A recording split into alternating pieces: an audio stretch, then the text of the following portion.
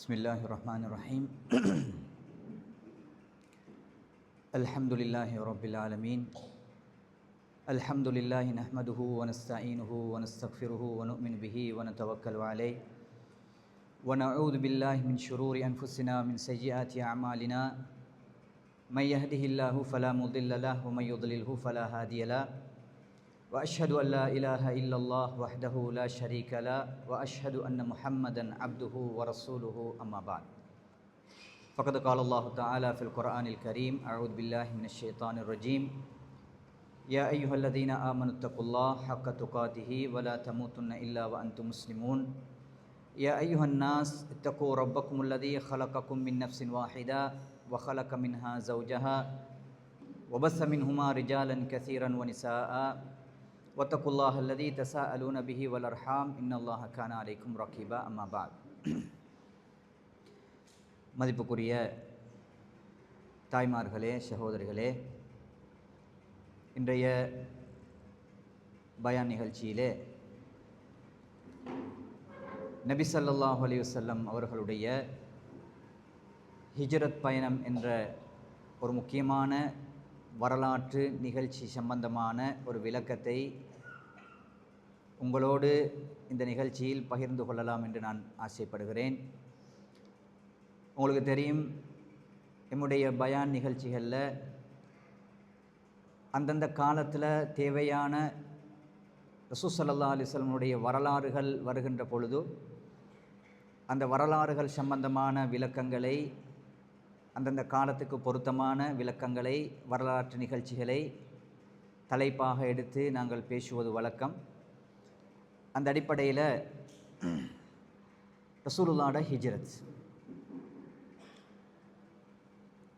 இப்பொழுது நாங்கள் ஹிஜ்ரி ஆண்டு என்று சொல்லக்கூடிய 1448வது ஹிஜ்ரி ஆண்டில் நாங்கள் வந்துட்டோம். இந்த ஹிஜ்ரி ஆண்டு என்றது ரசூலுல்லாஹ்வுடைய மக்காவிலிருந்து மதீனாவுக்கு போன ஒரு பயணத்தை மையமாக வைத்துத்தான் இஸ்லாத்தில் ஹிஜ்ரி ஆண்டு என்று சொல்லப்படுகின்ற இந்த ஆண்டை கணித்திருக்கிறார்கள். எங்களோட சமூகத்தில் ஒரு வழக்கம், எல்லா நிகழ்ச்சிகளையும் வரலாறில் ஏதாவது ஒரு நிகழ்ச்சியை எடுத்துக்கொண்டால் அந்த நிகழ்ச்சியை கொண்டாடுகின்ற அல்லது விழா கொண்டாடுகின்ற வைபவமாக மாற்றிக்கொள்கிற ஒரு வளமை ஒன்று எங்களோட சமுதாயத்தில் இருக்குது. மியராஜ் எடுத்துக்கொண்டாலும் மியராஜ் கந்தரி, ரசூலுல்லாஹ்வுடைய நுபுவத்தை எடுத்துக்கொண்டாலும் அல்லது பிறப்பெடுத்துக்கொண்டாலும் அதுக்கும் ஒரு கொண்டாட்டம். இப்போ ஹிஜ்ரத்தை எடுத்துக்கொண்டாலும் ஹெப்பி நியூ ஹிஜ்ரி என்று சொல்லக்கூடிய ஒரு வளமை இஸ்லாமிய சமுதாயத்தில் இருக்குது. உண்மையிலே ரசூலுல்லாஹ்வுடைய இந்த பயணம் நாங்கள் சந்தோஷமாக கொண்டாடுகின்ற அளவுக்கு ஒரு ஹிஜ்ரத் பயணமா, அல்லது இந்த வரலாறை பார்த்து கேட்டு இதில் என்ன நடந்தது என்பதை பார்த்து கண்ணீர் வடிக்கின்ற ஒரு பயணமா என்று பார்த்தால், ரசூலுல்லாவை நேசிக்கக்கூடிய, ரசூலுல்லாஹ் மீது அன்பு வைத்திருக்கக்கூடிய யாரும் இந்த வரலாறை, இந்த துன்பத்தை பார்த்து யாரும் கொண்டாட மாட்டார்கள். இது உண்மையிலே கண்ணீர் வடித்து ரசூலுல்லாஹ் இவ்வளோ கஷ்டப்பட்டாங்களா, துன்பப்பட்டாங்களா, இவ்வளோ ரசூலுல்லாஹ் உம்மத்துக்காக பாடுபட்டாங்களா என்று கண்ணீர் வடிக்கின்ற அளவுக்குள்ள நிகழ்வு தான் ரசூலுல்லாஹ்வோட ஹிஜ்ரத். இது கொண்டாடுற நாள் அல்ல. இது அது யாரோ புதுமையாக கண்டுபிடித்த ஒரு வளமை. எல்லாத்துக்கும் கொண்டாட்டம் தேவை. நிறைய பேரை பார்க்கலாம், happy new year, happy new year, happy new year.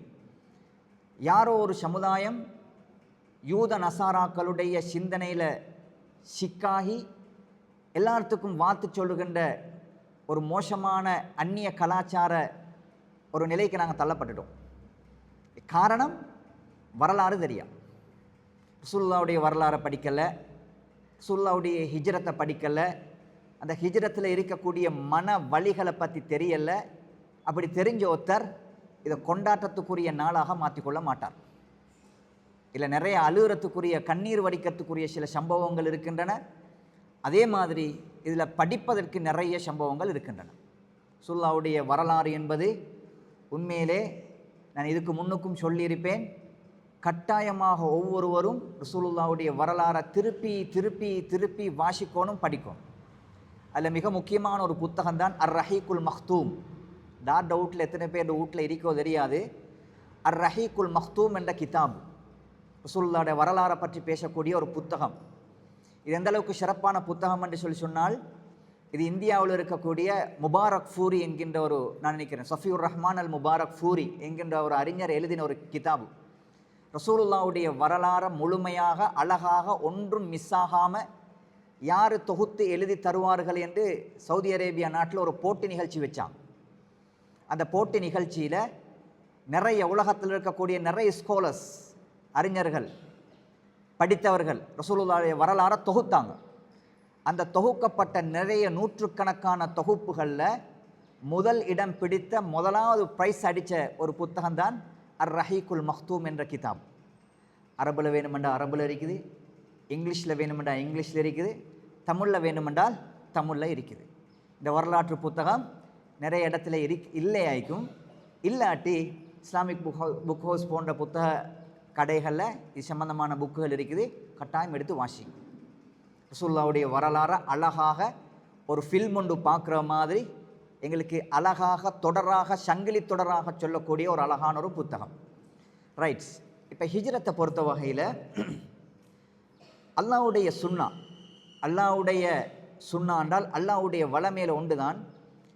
எல்லா நபிமார்களுக்கும், கிட்டத்தட்ட நபிமார்களுக்கு அல்லாஹ் ஏதோ ஒரு வகையில் எல்லா நபிமார்களுக்கும் ஹிஜ்ரத் என்ற ஒரு சந்தர்ப்பத்தை அவங்களோட வாழ்க்கையில் வச்சிருக்கிறான். ஹிஜ்ரத் என்றது ஒரு இடத்துல இருந்து ஏதோ ஒரு தேவைக்காக வேறொரு இடத்துக்கு போகிறதுக்கு தான் பேர் ஹிஜ்ரத். அது நன்மையான நோக்கமாக இருந்தால் அது நன்மையாக அமையும்.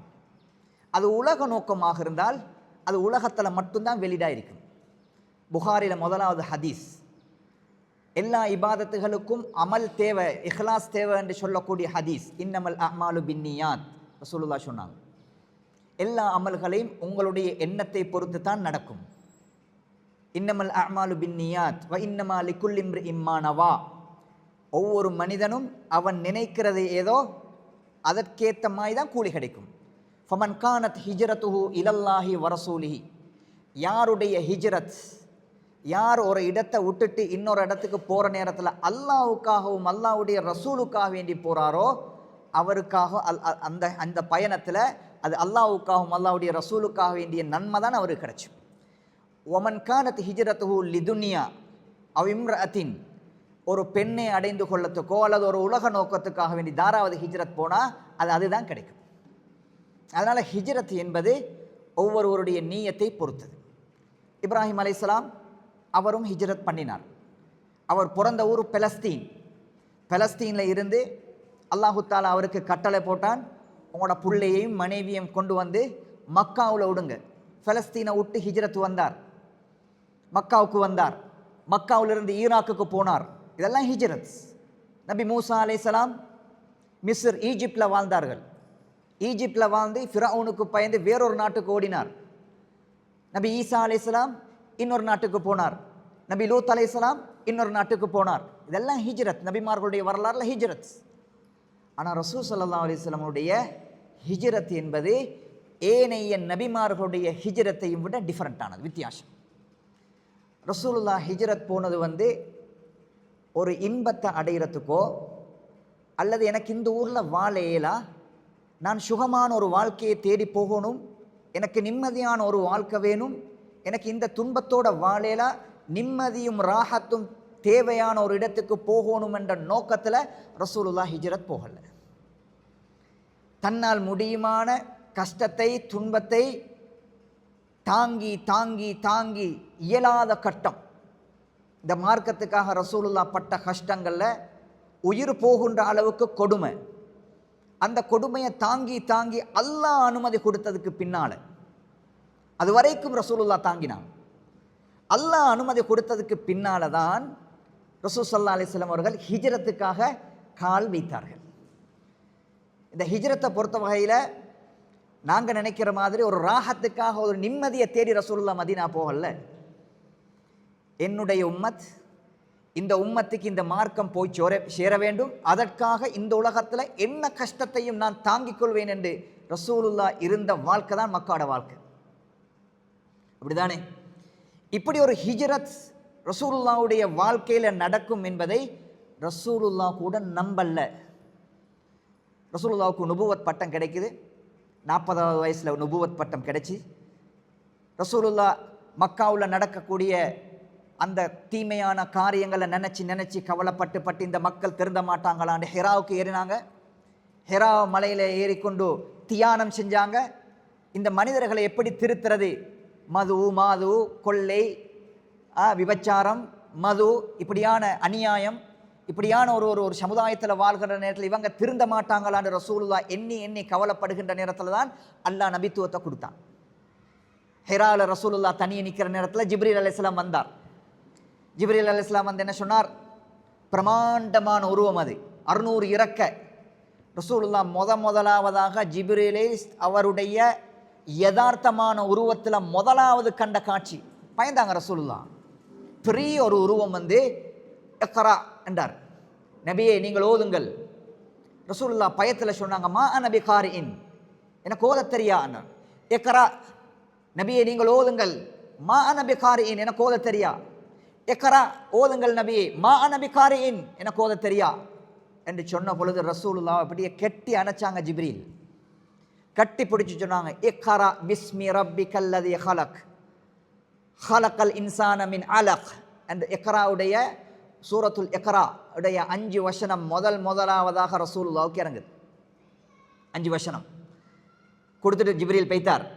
ரசூலுல்லாஹ் நடுங்கிறாங்க பயத்தில், கடும் காய்ச்சல், சூடு, நடுங்கிறாங்க. ஓடி வந்தார். வந்து ஹதீஜா நாயிட்ட வந்தாங்க. ஹதீஜா நாயிட்ட வந்து சொன்னாங்க, இப்படி ஒரு உருவத்தை கண்டுட்டேன், இப்படி ஒரு உருவம் என்ன நெசிக்கியது, கெட்டி பிடிச்சது, இப்படி சொன்னது என்று ரசூலுல்லாஹ் படிக்கிறாங்க. அதாவது நடுங்கிறாங்க. ஜம்மிலூனி ஜம்மிலூனி, ஹதீஜா என்ன போத்துங்கோ என்று சொன்ன நேரத்தில் அந்த பொம்பளை ரசூலுல்லாஹ்க்கு ஆறுதல் சொன்னாங்க. இதான் பொம்பளை. ஒரு கணவனுக்கு ஒரு பிரச்சனை, ஒரு துன்பம், ஒரு கஷ்டம், ஒரு இக்கட்டான நிலை வார நேரத்தில் ஆறுதல் சொல்லக்கூடிய பெண்களாகத்தான் இருக்கணும். அதான் மனைவி.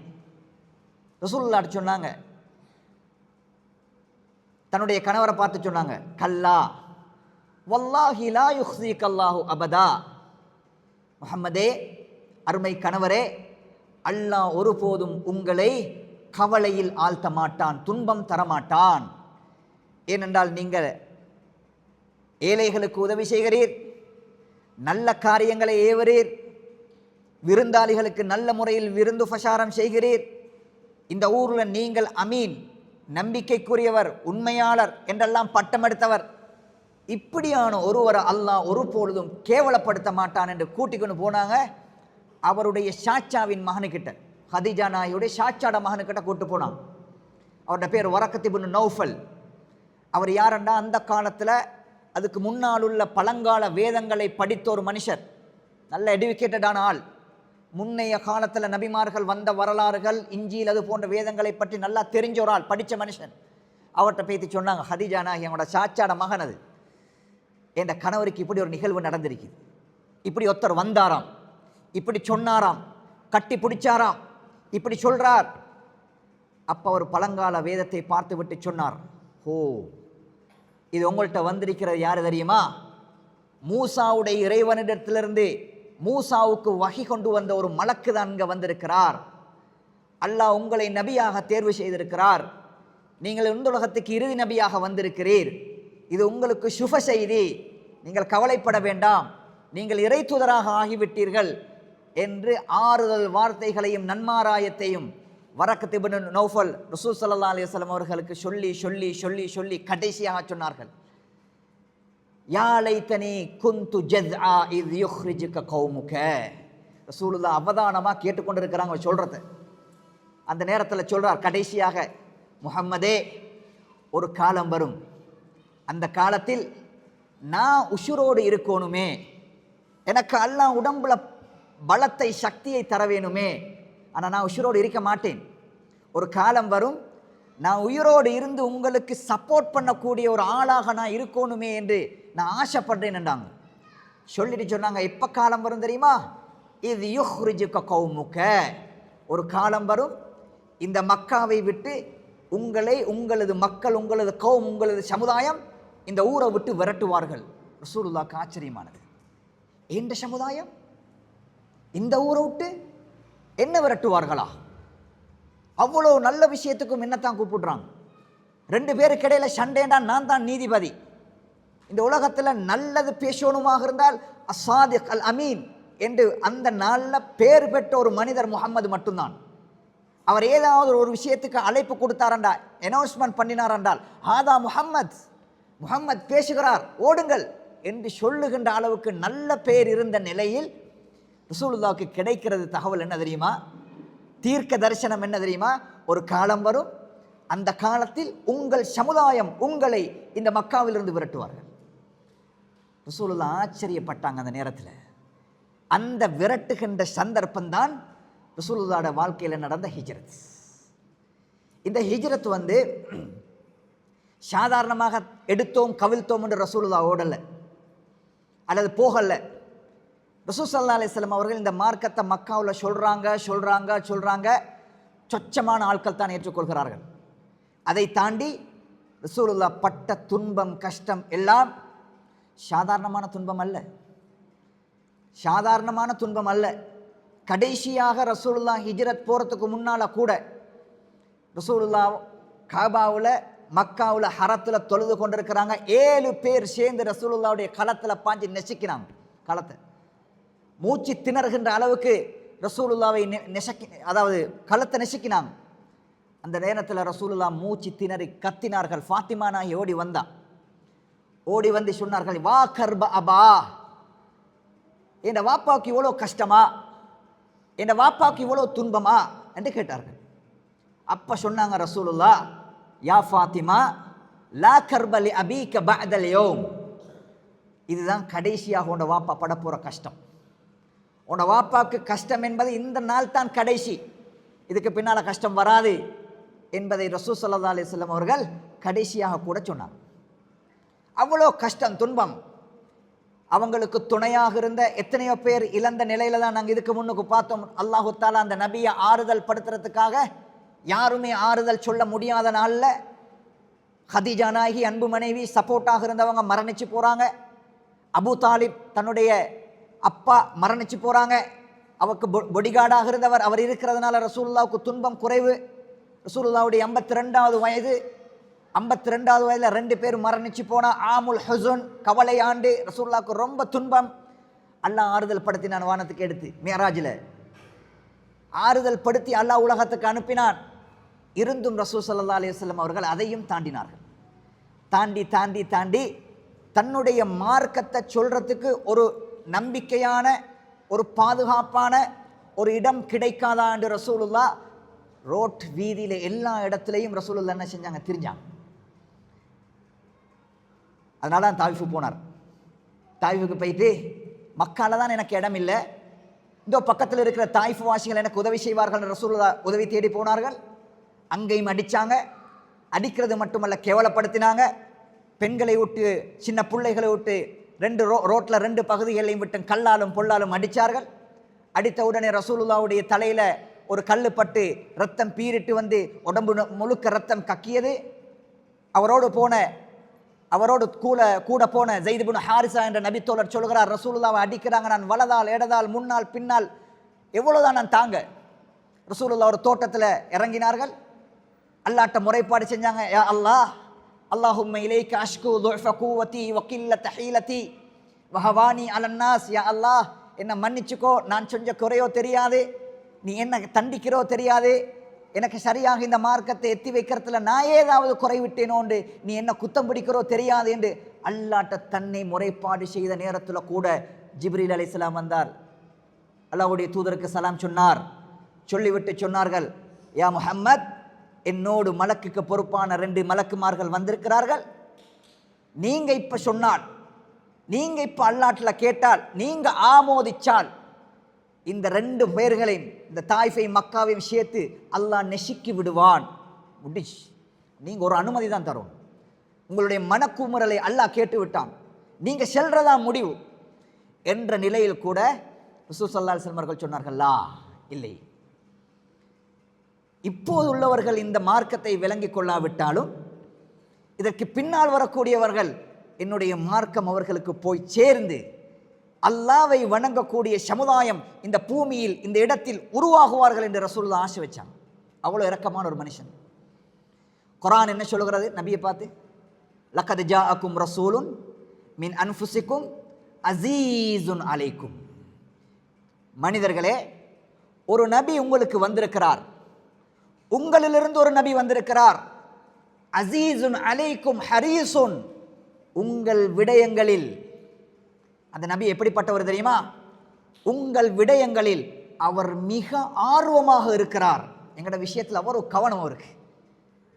இந்த நபி எப்படிப்பட்டவரண்டா, உங்கள் விஷயங்களில் உங்களை கண்ணியமாகவும் உங்கள் விஷயத்தில் ஆர்வமாகவும், நீங்கள் சிரமப்பட்டு விடக்கூடாது. சிரமம் வருகிற உங்களுக்கு சிரமம் ஏற்படுகிறது என்றால் அந்த நபி நொந்து போகி விடுகிறார். அப்படி இரக்கமான ஒரு நபிதான் உங்களுக்கு வந்திருக்கிறது. எங்களோடு பட்ட இரக்கத்தின் காரணமாக இவர்கள் தவறு செய்தாலும், எனக்கு துன்புறுத்தினாலும், எனக்கு கஷ்டம் தந்தாலும், இன்னும் கொஞ்சம் ட்ரை பண்ணோம், இன்னும் கொஞ்சம் ட்ரை பண்ணோம், இன்னும் கொஞ்சம் முயற்சி செய்வோம். அடுத்த நாள், மறுநாள், அடுத்த நாள் இவர்களுக்கு மார்க்கம் போய் சேரும் என்று ரசூலுல்லாஹ் ஆசை வச்சாங்க, கவலைப்படலை. யூனுஸ் நபி வரலாறு படிச்சு பாருங்க. யூனுஸ் நபியை அல்லாஹ் மார்க்கத்தை சொல்ல சொன்னான். மார்க்கத்தை சொன்னாங்க, கேட்கல, கோபம் வந்தது யூனுஸ் நபிக்கு. சூரா யூனுஸ்னு ஒரு அத்தியாயம் இருக்கு, வாசி பாருங்க குர்ஆன்ல வைத்து. அல்லாஹ்ட மார்க்கத்தை சொல்றார் சொல்றார் சொல்றார் சொல்றார். அந்த சமுதாயம் யூனுஸ் நபியை கிண்டல் பண்ணினாங்க, ஏளனம். அப்படியா அப்படியா, தண்டனை வருமா? காட்டுகளே தண்டனை கூட, உங்களை கேட்கலாட்டி எங்களுக்கு தண்டனையா?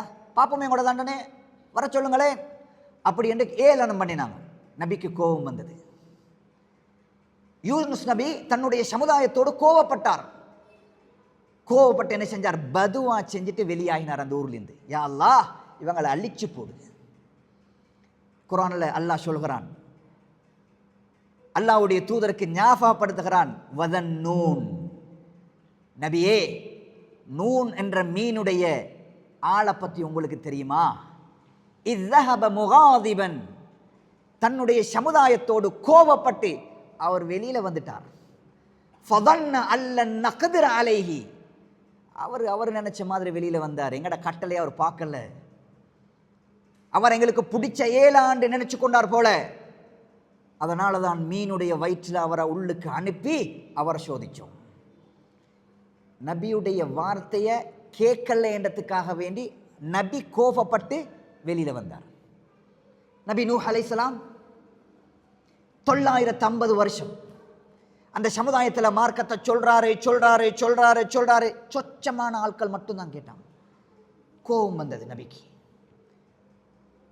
யா ரப்பி, இறைவா, லா ததர் மினல் காஃபிரீன தையாரா, இவர்களை உடாத அழிச்சே போடண்டாங்க.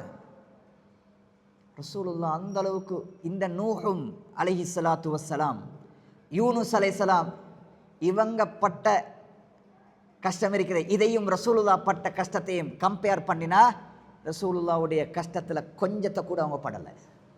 ஆனால் நபி ஒரு காலமும் இந்த சமுதாயத்தை அழி, இந்த சமுதாயத்தை கோபமாக பாரு, தண்டனை இறக்கு என்று சொல்லவே இல்லை. நாளைக்கு திருந்துவார்கள், அடுத்த நாள் திருந்துவார்கள். அடிக்கு மேலே அடி, தொலையலா, ரோட்டில் போகலா, குடும்ப வாழ்க்கை நடக்கலா. ரசூலுல்லாஹ்வுடைய வரலாறுல எடுத்து பாருங்க. ஷேபு அபி தாலிப் என்கின்ற அபு தாலிப் பள்ளத்தாக்கில் சுமார் 3 வருஷம் 3 நாளில் 3 வருஷம் ரசூலுல்லாஹ்வுடைய குடும்பத்தை போட்டு பகிஷ்கரிப்பு செய்தார்கள். சாப்பாடு கொடுக்கல, உணவு கொடுக்கல, தண்ணி கொடுக்கல, அதாவது குடும்ப உறவு வைக்கல. மக்காவாசிகள் சொன்னாங்க, முஹம்மத் இந்த மார்க்கத்தை உடும் வரைக்கும் 3 வருஷம் இந்த பள்ளத்தாக்கில் சாப்பாடும் போகக்கூடாது, தண்ணியும் போகக்கூடாது, யாரும் தொடர்பு வைக்கவும் கூடாது, ஒன்றுமே செய்யக்கூடாது. ரசூலுல்லாஹ்வுடைய குடும்பத்தில் சில பேர் சொல்கிறாங்க, அந்த காலத்தில் நாங்கள் மலம் கழித்தோம், ஆடு மாடு விட்டை போடுவதை போன்று. ஏன்னா பௌர் அவ்வளோ காஞ்சி, தின்றத்துக்கு சாப்பாடு இல்லை. பிள்ளைகள் பொம்பளைகள் அந்த பசியின் காரணமாக அழுகின்ற குரல் முழு மக்காவுக்கும் கேட்டது, இறக்கப்படலை. ரசூலுல்லாஹ் பதுவா செஞ்சாங்களா? இல்லை. அவ்வளத்தையும் தாங்கினார். ஏன் தாங்கினார்? இந்த மார்க்கம் இந்த சமுதாயத்துக்கு போக வேண்டும், இந்த சமுதாயம் ஒரே இறைவனை வணங்க வேண்டும், இந்த மார்க்கம் ஒரு நாள் இந்த சமுதாயத்துக்கு போய் சேரும் என்பதற்காக உலகத்தில் அவ்வளவு துன்பத்தையும் கஷ்டத்தையும் தாங்கிய மனிதர் தான் ரசூல் ஸல்லல்லாஹு அலைஹி வஸல்லம் அவர்கள். ஒரு நாள் குர்ஆன் வசனம், இப்ராஹிம் அலைஹிஸ்ஸலாம் அவர்கள் கேட்ட துவாவை ரசூலுல்லாஹ் குர்ஆன் ஓதுறாங்க. ரப்பி இன்னஹுன்ன அத்லல்ன கஸீரம் மினன் நாஸி ஃபமன் தபிஅனி ஃபஇன்னஹு மின்னி வமன் அஸானி ஃபஇன்னக கஃபூருர் ரஹீம். யா அல்லாஹ், என்னுடைய சமுதாயத்தை அவர்கள் தவறு செய்கின்ற பொழுது நீ மன்னிக்க நாடினால் நீயே மன்னிப்பாளன் என்ற குர்ஆன் வசனத்தை ஓதுறாங்க. ஈசா அலைஹிஸ்ஸலாம் கேட்ட துஆவுல வரக்கூடிய ஒரு குர்ஆன் வசனத்தை ஓதுறாங்க. இன் துஅذிபுஹும் ஃபஇன்னஹும் இபாதுக் வ இன் தக்ஃபிர் லஹும் ஃபஇன்னக அன்தல் அஸீஸுல் ஹக்கீம். யா அல்லாஹ், இந்த அடியார்களை நீ மன்னித்தால் அது உன்னுடைய அடியார்கள், தண்டித்தால் அதுவும் உன்னுடைய அடியார்கள் என்று சொல்லிவிட்டு ரசூலுல்லாஹ் தேம்பி தேம்பி அழுதார்கள். அல்லாஹ் அதை பார்த்தான். பார்த்துட்டு ஜிப்ரீல் அலைஹிஸ்ஸலாத்தை கூப்பிட்டான். ஜிப்ரீல், போங்கள், முஹம்மதிடம் போங்கள், அவர் அழுகிறார் என்று நீங்கள் கேட்டுவிட்டு வாருங்கள். ஜிப்ரீல் அலைஹிஸ்ஸலாம் வந்தார்கள். வந்து சொன்னார்கள், வந்து கேட்டார்கள், யா முஹம்மத், அல்லாஹ் கேட்கிறான், மா யுப்கீக, நீங்க அழுகிறீர்கள் என்று அல்லாஹ் உங்கள்கிட்ட விசாரிக்க சொன்னான். அந்த நேரத்தில் ரசூலுல்லாஹ் சொன்னாங்க, உம்மதி உம்மதி. ஜிப்ரீலே, என்னுடைய உம்மத், என்னுடைய உம்மத்தை நினைத்து நான் கவலைப்படுகிறேன் என்றார்கள். அப்ப ரசூல் ஸல்லல்லாஹு அலைஹி வஸல்லம் அவர்களுக்கு சொல்லுமாறு அல்லாஹ் கட்டளையிட்டான். ஜிப்ரீலே, ரசூலுல்லாஹ்வுக்கு நீங்கள் சொல்லுங்கள், இன்னா சனுர்தீக ஃபீ உம்மதிக வலா நசூக. நாளை மறுமை நாளில் உங்களுடைய உம்மத்து விஷயத்திலே உங்கள் உள்ளத்தை நாங்கள் சந்தோஷப்படுத்துவோம், உங்களை கஷ்டத்துக்கு உள்ளாக்க மாட்டோம் என்று அல்லாஹ் வாக்கு தருகிறான் என்பதை நபிக்கு போய் சொல்லுங்கள் என்று சொன்னார்கள். அப்பதான் ரசூலுல்லாஹ் அழுக நிறுத்தினான். இந்த உம்மத்துடைய விஷயத்தில் ரசூலுல்லாஹ் மிக கஷ்டப்பட்டிருக்கிறார்கள், மிக துன்பப்பட்டிருக்கிறார்கள். அதனால தான் உலகத்தில் நாங்கள் எல்லாரும் சேர்ந்து பட வேண்டிய இந்த துன்பத்தை தனி மனிதனாக நின்று ரசூலுல்லாஹ் தாங்கினார்கள். அதன் விளைவாக வந்ததுதான் இந்த ஹிஜ்ரத் என்கின்ற பயணம். கஷ்டப்பட்டார்கள், கடுமையான துன்பம். துன்பத்தை தாண்டி கடைசி முடிவாக வந்தது, இதன் நிப்பாற்றதாக இருந்தால் இந்த நபியை கொல்ல வேண்டும். ரசூலுல்லாஹ்வுடைய காலத்தில் இருந்த மற்றவர்கள் கூட அந்த துன்பத்தை தாங்க முடியாமல் ரசூலுல்லாஹ்ட்ட வந்து கேட்டாங்க, யா ரசூலுல்லாஹ், என்ன தீர்வு? இது கங்காளம், என்ன எங்களுக்கு உதவி இல்லையா? அப்பதான் ரசூலுல்லாஹ் சொன்னாங்க, மதீனா என்ற ஒரு இடம் இருக்குது, முடியுமா இருந்தால் போங்க, அங்க தோழர்கள் இருக்கிறார்கள், இஸ்லாம் அங்கே போய் பரவி விட்டது, அவர்கள் நல்லவர்கள், மதீனாவிலே அங்கே போங்கள், அங்கே உங்களுக்கு அமான், பாதுகாப்பு உங்களுக்கு இருக்கிறது, போங்கள் என்று சொன்ன அனுமதி கொடுத்த நேரத்தில் நிறைய சஹாபாக்கள், ஆண்கள், பெண்கள் எல்லோருமே போய்விட்டார்கள். ரசூலுல்லாஹ் போகல. போகல? நான் தாங்குகிறேன், நான் பொறுக்குகிறேன், எனக்கு தாங்க முடியும், இந்த சமுதாயத்தை விட்டு என்னால் போகலாம், அடுத்த நாள் இவர்கள் திருந்துவார்கள், இன்னும் கொஞ்சம் முயற்சி செய்வோம் என்று ரசூலுல்லாஹ் பொறுமைக்கு மேலால பொறுமை பொறுமை பொறுமை. அபூபக்கர் கூட வந்து சொன்னார், யா ரசூலுல்லாஹ், நீங்க நிக்கிறேன்னா நில்லுங்க, நான் போறேன், இதுக்கு அப்பாலும் என்னால் இந்த மக்காவில் நிற்க முடியாது என்று சொன்ன பொழுது ரசூலுல்லாஹ் அவரை மட்டும்தான் நிப்பாட்டினார். லா தஅஜல், அபூபக்கரே அவசரப்படாதீர்கள், அல்லாஹ் உங்களுக்கு நல்லொரு தோழனை உங்கள் பயணத்துக்காக தயார்படுத்துவான் என்று சொன்ன மாத்திரத்தில் அபூபக்கர் புரிஞ்சு கொண்டார், ரசூலுல்லாஹ் தயாராகிறார், என்னோடு போக விரும்புகிறார், அதற்கான அனுமதியை எதிர்பார்த்து நிற்கிறார் என்பதை அபூபக்கர் விளங்கி கொண்டு அவர் தன்னந்தனியாக அதற்கான தயாரை அவர் எடுத்தார். குதிரையை தயார் பண்ணினாங்க, ஒட்டகத்தை தயார் பண்ணினாங்க, சாப்பாட்டை தயார் பண்ணினாங்க. ரசூலுல்லாஹ்வுடைய வார்த்தை வரும் வரைக்கும் வெயிட் பண்ணி கொண்டே இருந்தார். இங்கே காஃபிர்களுடைய இடத்துல கூட்டம் நடைபெறுகிறது, பார்லிமெண்ட், அபூஜஹல்ட வீட்டில், தாருன் நதுவாவில். என்ன பார்லிமெண்ட்? கடைசியாக இவருக்கு என்ன செய்யற? துன்பம் கொடுத்தும் சரி வருதில்லை, எல்லா இடத்துக்கும் இஸ்லாம் பரவுகிறது, கேட்கிறாரே இல்லை, வீதி வீதியாக மார்க்கம் சொல்லுகிறார். அபூ தாலிபிட்ட போய் சொன்னார்கள், இவரை தாங்கள் நாங்கள் கொல்லுகிறோம் என்றார்கள், கொடுக்கவில்லை. ஏலாவா, நாங்கள் கொள்றோம். இப்ப தாருன் நதுவா அபூஜஹல்ட வீட்டில் பார்லிமெண்ட் மீட்டிங் நடைபெறுகிறது, என்ன செய்வோம்?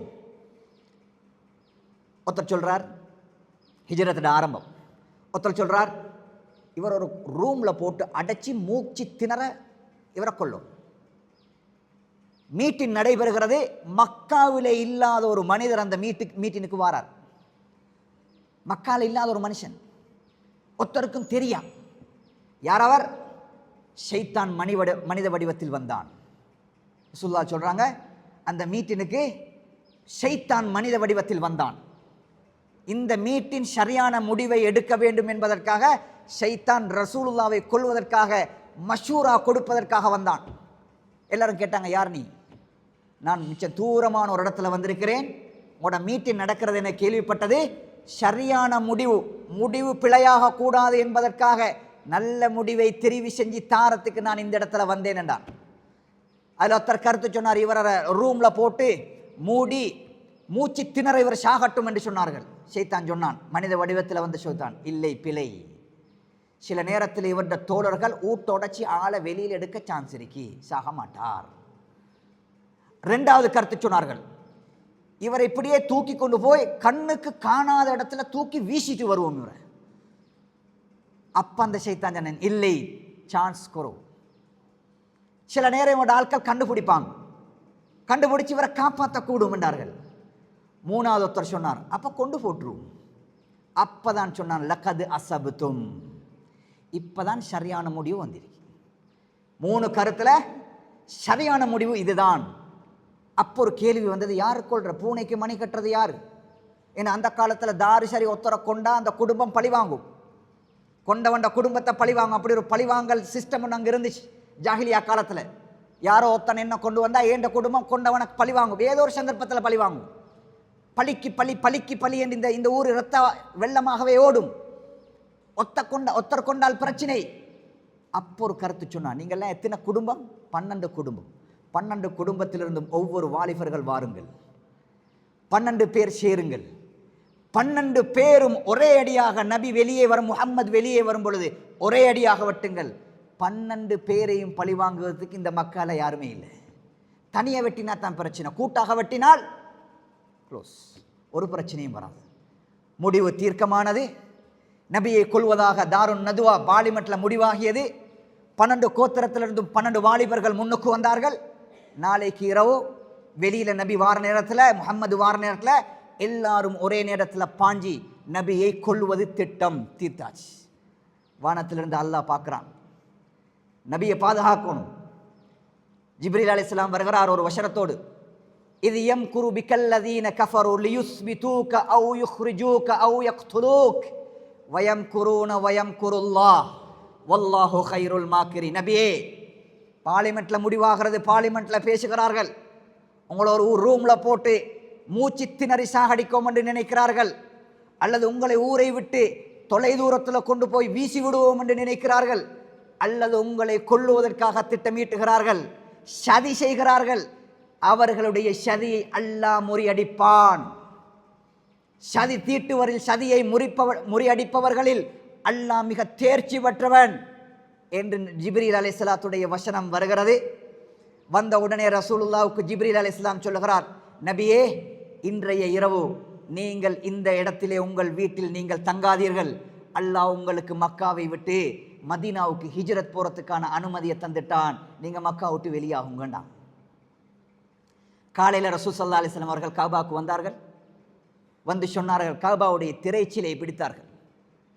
பிடித்து சொன்னார்கள், வல்லாஹி இன்னக லகைரு அர்தில்லாஹ் வ அஹப்பு அர்தில்லாஹி இலை. காபாவே, உலகத்தில் மிக அல்லாஹ்வுக்கு மிக விருப்பமான இடமும் எனக்கு மிக நேசமான இடமும் நீதான். லௌலா கௌமுக அஹ்ரஜூனி மா ஹரஜ்து. உன்னோட கூட்டம் என்னை இந்த ஊரிலிருந்து வெளியாக்காக விட்டால், என்னை வெளியே தள்ளாவிட்டால் நான் பெய்திருக்க மாட்டேன் என்ற கவலையோடு ரசூலுல்லாஹ் அபூபக்கருடைய வீட்டுக்கு வராங்க. காலை நேரம், லுஹருக்கு முன்னால சற்று முன்னால் உள்ள நேரம். ஆயிஷா நாயியோட ரசூல் அபூபக்கர் சித்திக் ரலியல்லாஹு தஆலா பேசி கொண்டிருக்கிறாங்க. ஆயிஷா நாயி கண்டுட்டா, எலும்பி வாப்பா கிட்ட சொல்றாங்க, வாப்பா ரசூலுல்லாஹ் வாராங்க, முகம் மாறி இருக்கிறது, இந்த நேரத்தில் ரசூலுல்லாஹ் வரவே மாட்டாங்க, வளமையாக வராத ஒரு நேரம், நிச்சயமாக ஒரு ஆபத்தான ஒரு இக்கட்டான நேரமாகத்தான் இருக்கும், என்று சொல்லிவிட்டு சொல்லிவிட்டு ஆயிஷா நாயகி உள்ளுக்கு போய்த்தாங்க. ரசூலுல்லாஹ் வந்தாங்க, கதவை தட்டினாங்க, அபூபக்கரை சந்தித்தாங்க.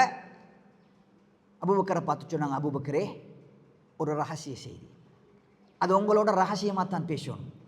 உள்ளுக்கு யாராவது உங்களோட குடும்பம் இருந்தால் வெளியே போக சொல்லுங்க என்றாங்க. அபூபக்கர் சொன்னார், யா ரசூலுல்லாஹ், அது உங்களோட குடும்பம்.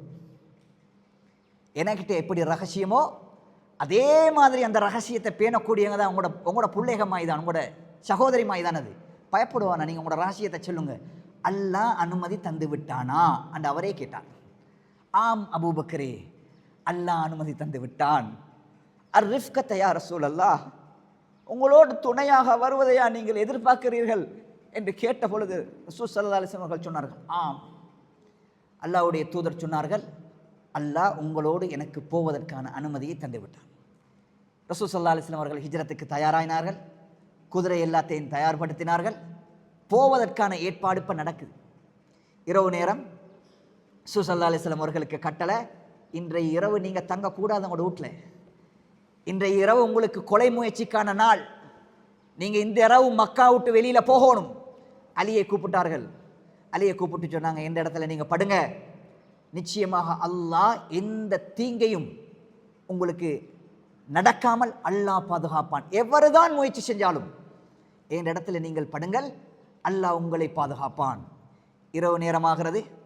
ரசூலுல்லாஹ் அபூபக்கருடைய வீட்டுக்கு போய்விட்டார்கள். ரசூல் ஸல்லல்லாஹு அலைஹி வஸல்லம் அவர்களை கொல்வதற்காக 12 வாலிபர்களும் வீட்டை சுற்றி நிற்கிறார்கள். வீட்டை சுற்றி நிற்கும் பொழுது வளமையாக ரசூலுல்லாஹ் கதவை திறந்து கொண்டு வெளியில் வார நேரம் தாண்டி விட்டது. ரசூல் ஸல்லல்லாஹு அலைஹி வஸல்லம் அவர்கள் வெளியே வருவதற்காக தயாராகி வெளியே வருகின்ற பொழுது அல்லாஹ் குர்ஆன்ல சொல்கிறான், வஜஅல்னா மின் பைனி ஐதீஹிம் சத்தன் வமின் ஹல்ஃபிஹிம் சத்தன் ஃபஅக்ஷைனாஹும் ஃபஹும் லா யுப்சிரூன். அந்த நபி வெளியிலே வரும்பொழுது அந்த நபியை பார்க்க முடியாத அளவுக்கு அவர்களுடைய கண்ணுக்கு நான் தான் திரையை போட்டேன். அல்லாஹ்வுடைய ஏற்பாடு. உலகத்தில் அல்லாஹ்வை நெருங்கி இருக்கக்கூடிய மனிதர்களுக்கு அல்லாஹ் இப்படித்தான் உதவி செய்வான். அல்லாஹ்வுடைய நெருக்கம் எந்த அளவுக்கு நெருக்கம் கூட இருக்குமோ, உலகத்தில் சில நேரத்தில் எங்களால் தாங்க முடியாத கஷ்டங்கள் துன்பங்கள் இனி எங்களுக்கு எலும்பவே இயலா, அவ்வளவு பிரச்சனை என்ற நிலைக்கு உலகத்தில் அங்கே நாங்கள் தள்ளப்படுவோம். எல்லா வாயில்களும் மூடி, அங்கே போய்த்து பார்த்தாலும் இங்கே போய்த்து பார்த்தாலும் ஒன்றுமே தீர்வில் இல்லை. ஆனால் அல்லாஹ்வோட கதவு மட்டும் எங்களுக்கு திறந்த நிலையில் இருந்தால் அல்லாஹ்வோட உதவி அப்படித்தான் வரும். ஹிஜ்ரத்தாக தான் எங்களுக்கு சொல்லுது. அல்லாஹ்வோட நெருக்கமாக நெருக்கமாக நெருக்கமாக அல்லாஹ்வோட பாதையை நாங்கள் தெளிவாக வச்சு கொண்டால் அந்த நேரத்தில் வாயில்கள் திறப்படும். எப்படி தெரியுமா? உலகத்திட நியதியையும் தாண்டி மனிதர்கள் நினைக்காத, உலகம் புரியாத அளவுக்கு தான் அந்த வாயில்கள் திறப்படும். உலகத்தில் சுடுகின்ற நெருப்பு இப்ராஹிம் அலைஹிஸ்ஸலாமை சுடவில்லை, குளிராக மாறியது. மூசா அலைஹிஸ்ஸலாத்துக்கு கடல் காய்ந்த வரலாறு எங்கேயாவது கேட்டிருக்கிறோமா? நாங்கள் கடல் காஞ்சி 12 பாதைகள், மலைகளை போன்ற பிரமாண்ட பாதைகள் திறந்த வரலாறு எங்கேயாவது இருக்கா? நபி வந்தார், ஃபிரௌனை விரட்டி கொண்டு வந்தார். முன்னால் போனால் கடல், பின்னால் போனால் ஃபிரௌனுடைய படை. நபி நம்பிக்கை வச்சார், நான் அல்லாஹ்ட்ட அவ்வளோ நெருக்கமான ஆள், அல்லாஹ் என்ன கைவிட மாட்டான், கல்லா, அல்லாஹ் என்ன விட மாட்டான். நெருக்கமான நிலை, இக்கட்டான நிலை, யாருமே இல்லாத நிலை என்று வந்த பொழுது அல்லாஹ்வோட கட்டளை வந்தது, நபியே அசாவால அந்த கடலுக்கு அடியுங்கள், உங்களுக்கு பிரமாண்டமான 12 பாதைகள் பிரியும், ஓடுங்கள் என்றார்கள். அல்லாஹ்வோட உதவி. அதனால 12 வாலிபர்கள் திறந்தால் வாழ், அவ்வளவுதான். உலக நியதி அவ்வளவுதான். நபி திறந்தார். திறந்த உடனே நபியை பார்க்காத அளவுக்கு அவர்களுடைய கண்களில் அல்லாஹ் திரையை போட்டான். உலகத்தில் நடக்குமா? நடக்கும். யாருக்கு நடக்கும்? அல்லாஹ்வோடு நெருக்கமாக இருக்கக்கூடியவர்களுக்கு மட்டும் நடக்கும். உலகத்தில் இப்படி நடக்குமா சாத்தியமா, அப்படி வருமா வராதா, அது எங்கட கணக்கில் இல்லை, அல்லாஹ்வோட கணக்கில் இருக்குது. அல்லாஹ் அந்த லெவலுக்கு கொண்டு வருவான். அல்லாஹ்வை மட்டும் தவக்குல் வைக்கக்கூடியவர்களுக்கு மட்டும் கடைசி கட்டம் வரைக்கும் அல்லாஹ்வுடைய சோதனை வரும். அந்த நேரத்தில் அல்லாஹ் துறப்பான ஒரு பாதையை, அதுதான் ரியல், அதான் அல்லாஹ்வோட உதவி. ஃபஅக்ஷைனாஹும் ஃபஹும் லா யுப்சிரூன். கண்ணுக்கு திரையை நான் போட்டேன். நபி முன்னால போறாரு, நபியை விளங்கவில்லை. சுப்ஹானல்லாஹ். ரசூலுல்லாஹ் ஒரு புடி எடுத்தாங்க, மண்ணை எடுத்து வீசினாங்க. ஷாஹத்தில் வுஜூ, உங்களுடைய கண்கள் நாசமாகட்டும் என்று சொல்லி ரசூலுல்லாஹ் போனாங்க. கதவு திறந்திருக்குது. திருப்பி பார்வை வந்தது. என்னடா கதவு திறந்திருக்குது, ஆள் வெளியில் வந்துட்டா. அவன் உள்ளுக்கு போனாங்க, பெட்ஷீட்டை இழுத்தாங்க, பார்த்தா அலி நபி இல்லை. ஓடி வந்தார் வெளியே. வந்த உடனே 12 பேரும் பார்த்தாங்க. எங்க அந்த இடத்துல அல்லாஹ் ஒரு மனுஷனை அனுப்பினான். ஒரு மனிதர் வாரார். அவரே கேட்டார், யாரை பார்க்குறீங்க? முகம்மதை பார்க்க. இந்த இப்போதான் போறார். நாங்கள் முகம்மதை பார்த்து கொண்டு இருக்கிறோம். இந்த இப்போதான் போறார், நான் கண்டேன், இப்போதான் போறார். ஓடினார்கள் ஓடினார்கள் தேடினார்கள், எங்கேயும் இல்லை. அல்லாஹ்வுடைய பாதுகாப்பு. ஓடினாங்க. ரசூலுல்லாஹ் அபூபக்கருடைய வீட்டுக்கு போனார்கள், தயாராகினார்கள். உலகத்தில் எந்த வேலையை செய்ததாக இருந்தாலும் ஹிஜ்ரத் எங்களுக்கு சொல்ற பாடம், காரண காரியங்களை திட்டமிடலை செஞ்சுட்டு தான் தவக்குல் வைக்கணும். ஓட்டுக்கூரையால் ரிஸ்க் இறங்குறோம்னு சொல்லி குடும்பத்தை விட்டுட்டு அல்லாட பாதையில் போகிறல்ல. 4 மாதம் 10 நாள் அல்லாஹ் பார்த்து கொள்வான்னு சொல்லி போகிறதல்ல. உலகத்தில் எதை செய்ததாகிறாலும் அல்லாஹ்வுடைய தூதர் சொன்னாங்க, தவக்கல், ஒட்டகத்தை கட்டி வச்சுட்டு நீங்கள் தவக்குல் வைங்க. காரண காரியம் செய்யணும், முயற்சி செய்யணும். வியாபாரம் செய்யணும், புள்ள செல்றது கேட்குறலையா, திருத்துறதுக்கு முயற்சி செய்யணும். காரண காரியங்களை நாங்கள் உலகத்தில் செஞ்ச பிறகுதான் தவக்குல் வைக்கணும். அல்லாவுக்கு முடியும், ரசூலுல்லாஹ் கேட்க முடியும், கேட்டால் செய்ய முடியும். யா அல்லாஹ், என்ன மியராஜுக்கு கொண்டு போன மாதிரி ஒரு புராக்கை தயார்படுத்தி அதில் ஏற்று என்ன ஒரு நிமிஷத்தில் மக்காவிலிருந்து மதீனாவுக்கு கொண்டு போய் சேரு என்று அல்லாஹ்வுடைய தூதர் கேட்டிருந்தால் நடந்திருக்கும். ஆனால் இந்த உம்மத், உலகம் என்பது இப்படித்தான்.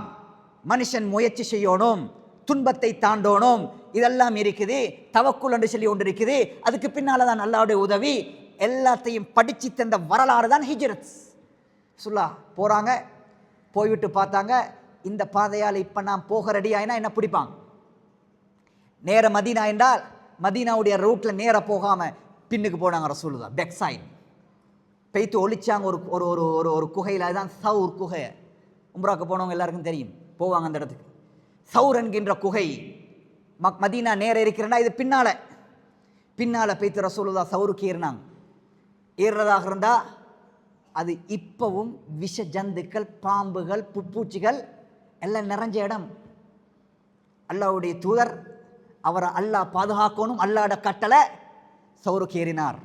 அல்லாஹ் அதை தயார்படுத்தினான். நபி வருகிறார். உலகத்தில் அது விஷ ஜந்து தான், விஷ பூச்சிகள் நிறைஞ்ச இடம் தான். ஆனால் அல்லாஹ் பாதுகாக்க தயாராகினால் அது எல்லாத்தையும் அல்லாஹ் தஆலா நிவர்த்தி செய்வான். ஏறினார்கள். சவுரில் ஏறி, அது பெரிய ஒரு கல் மலை, அதுக்குள்ளுக்குத்தான் ஒரு குகை. அதுக்குள்ளே இறங்கினாங்க ரசூலுல்லாஹ். 3 நாள் தங்கணும். சாப்பாட்டு தேவைக்கு எப்போ வெளியில் வாரன்ற திட்டமிடல் இருக்குது, வெளியில் வந்து எப்படி போகிறன்ற திட்டமிடல் இருக்குது. இதெல்லாம் செய்யணும் என்றதுக்காக ரசூல் ஸல்லல்லாஹு அலைஹி வஸல்லம் அவர்கள் அபூபக்கருடைய மகன் அப்துல்லா அவருக்கு கொடுத்தாங்க பொறுப்பு.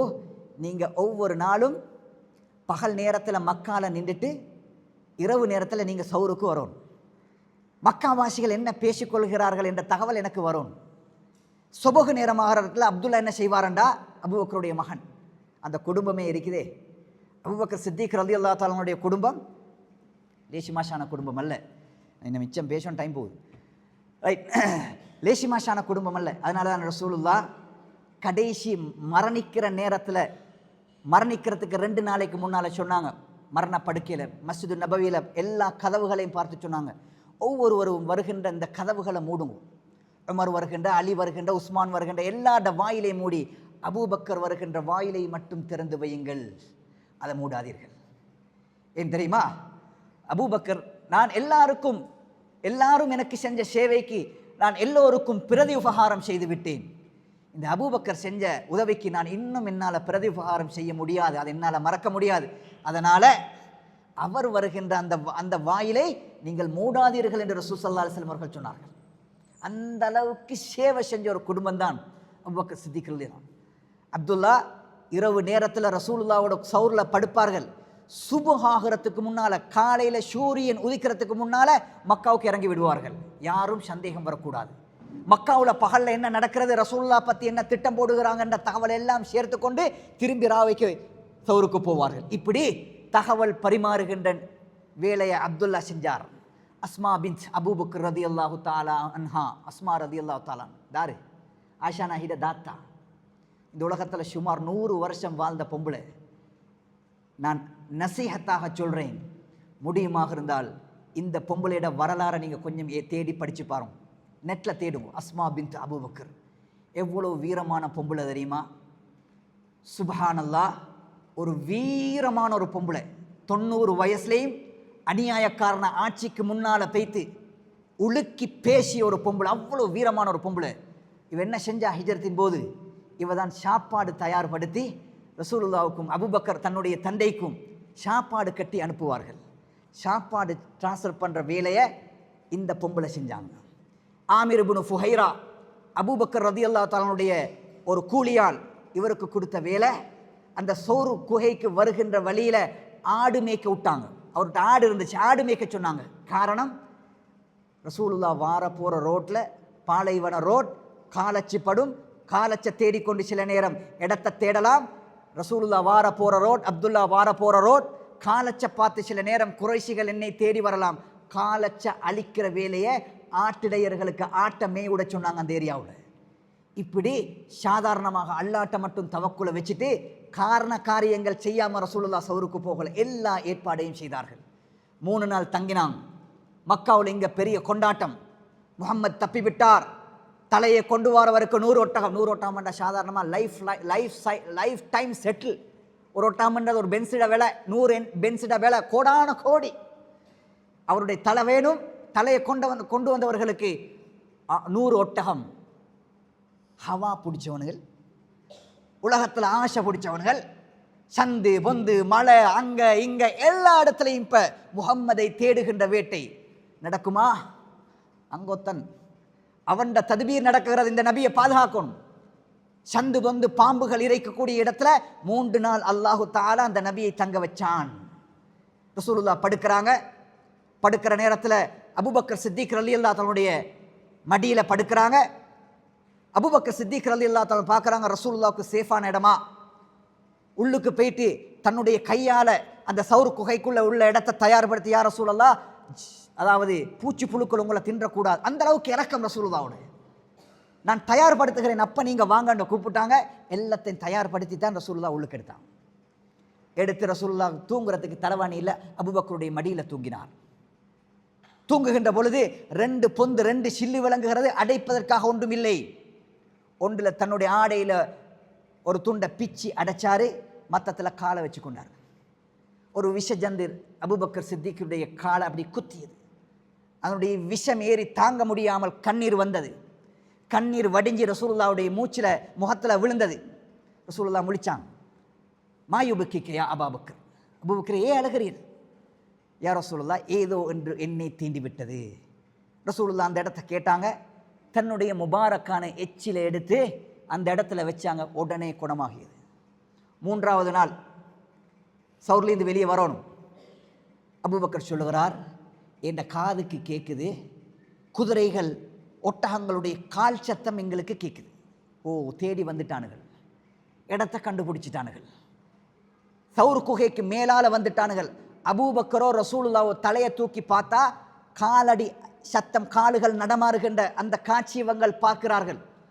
அபூபக்கருக்கு பயம் வந்தது, ரசூலுல்லாஹ் கொல்ல போகிறான். அப்போ அச்சத்தில் ரசூலுல்லாஹ் பார்த்து கேட்டார்கள், யா ரசூலுல்லாஹ், லவ் ரஃபஅ அஹதுஹும் லபஸரனா, அல்லாஹ்வின் தூதரே, ஒருத்தன் காலை உசுப்பி கீழே பார்த்தா போதும், எங்களை கண்டுருவோம். மாட்டிட்டோம் யா ரசூலுல்லாஹ்.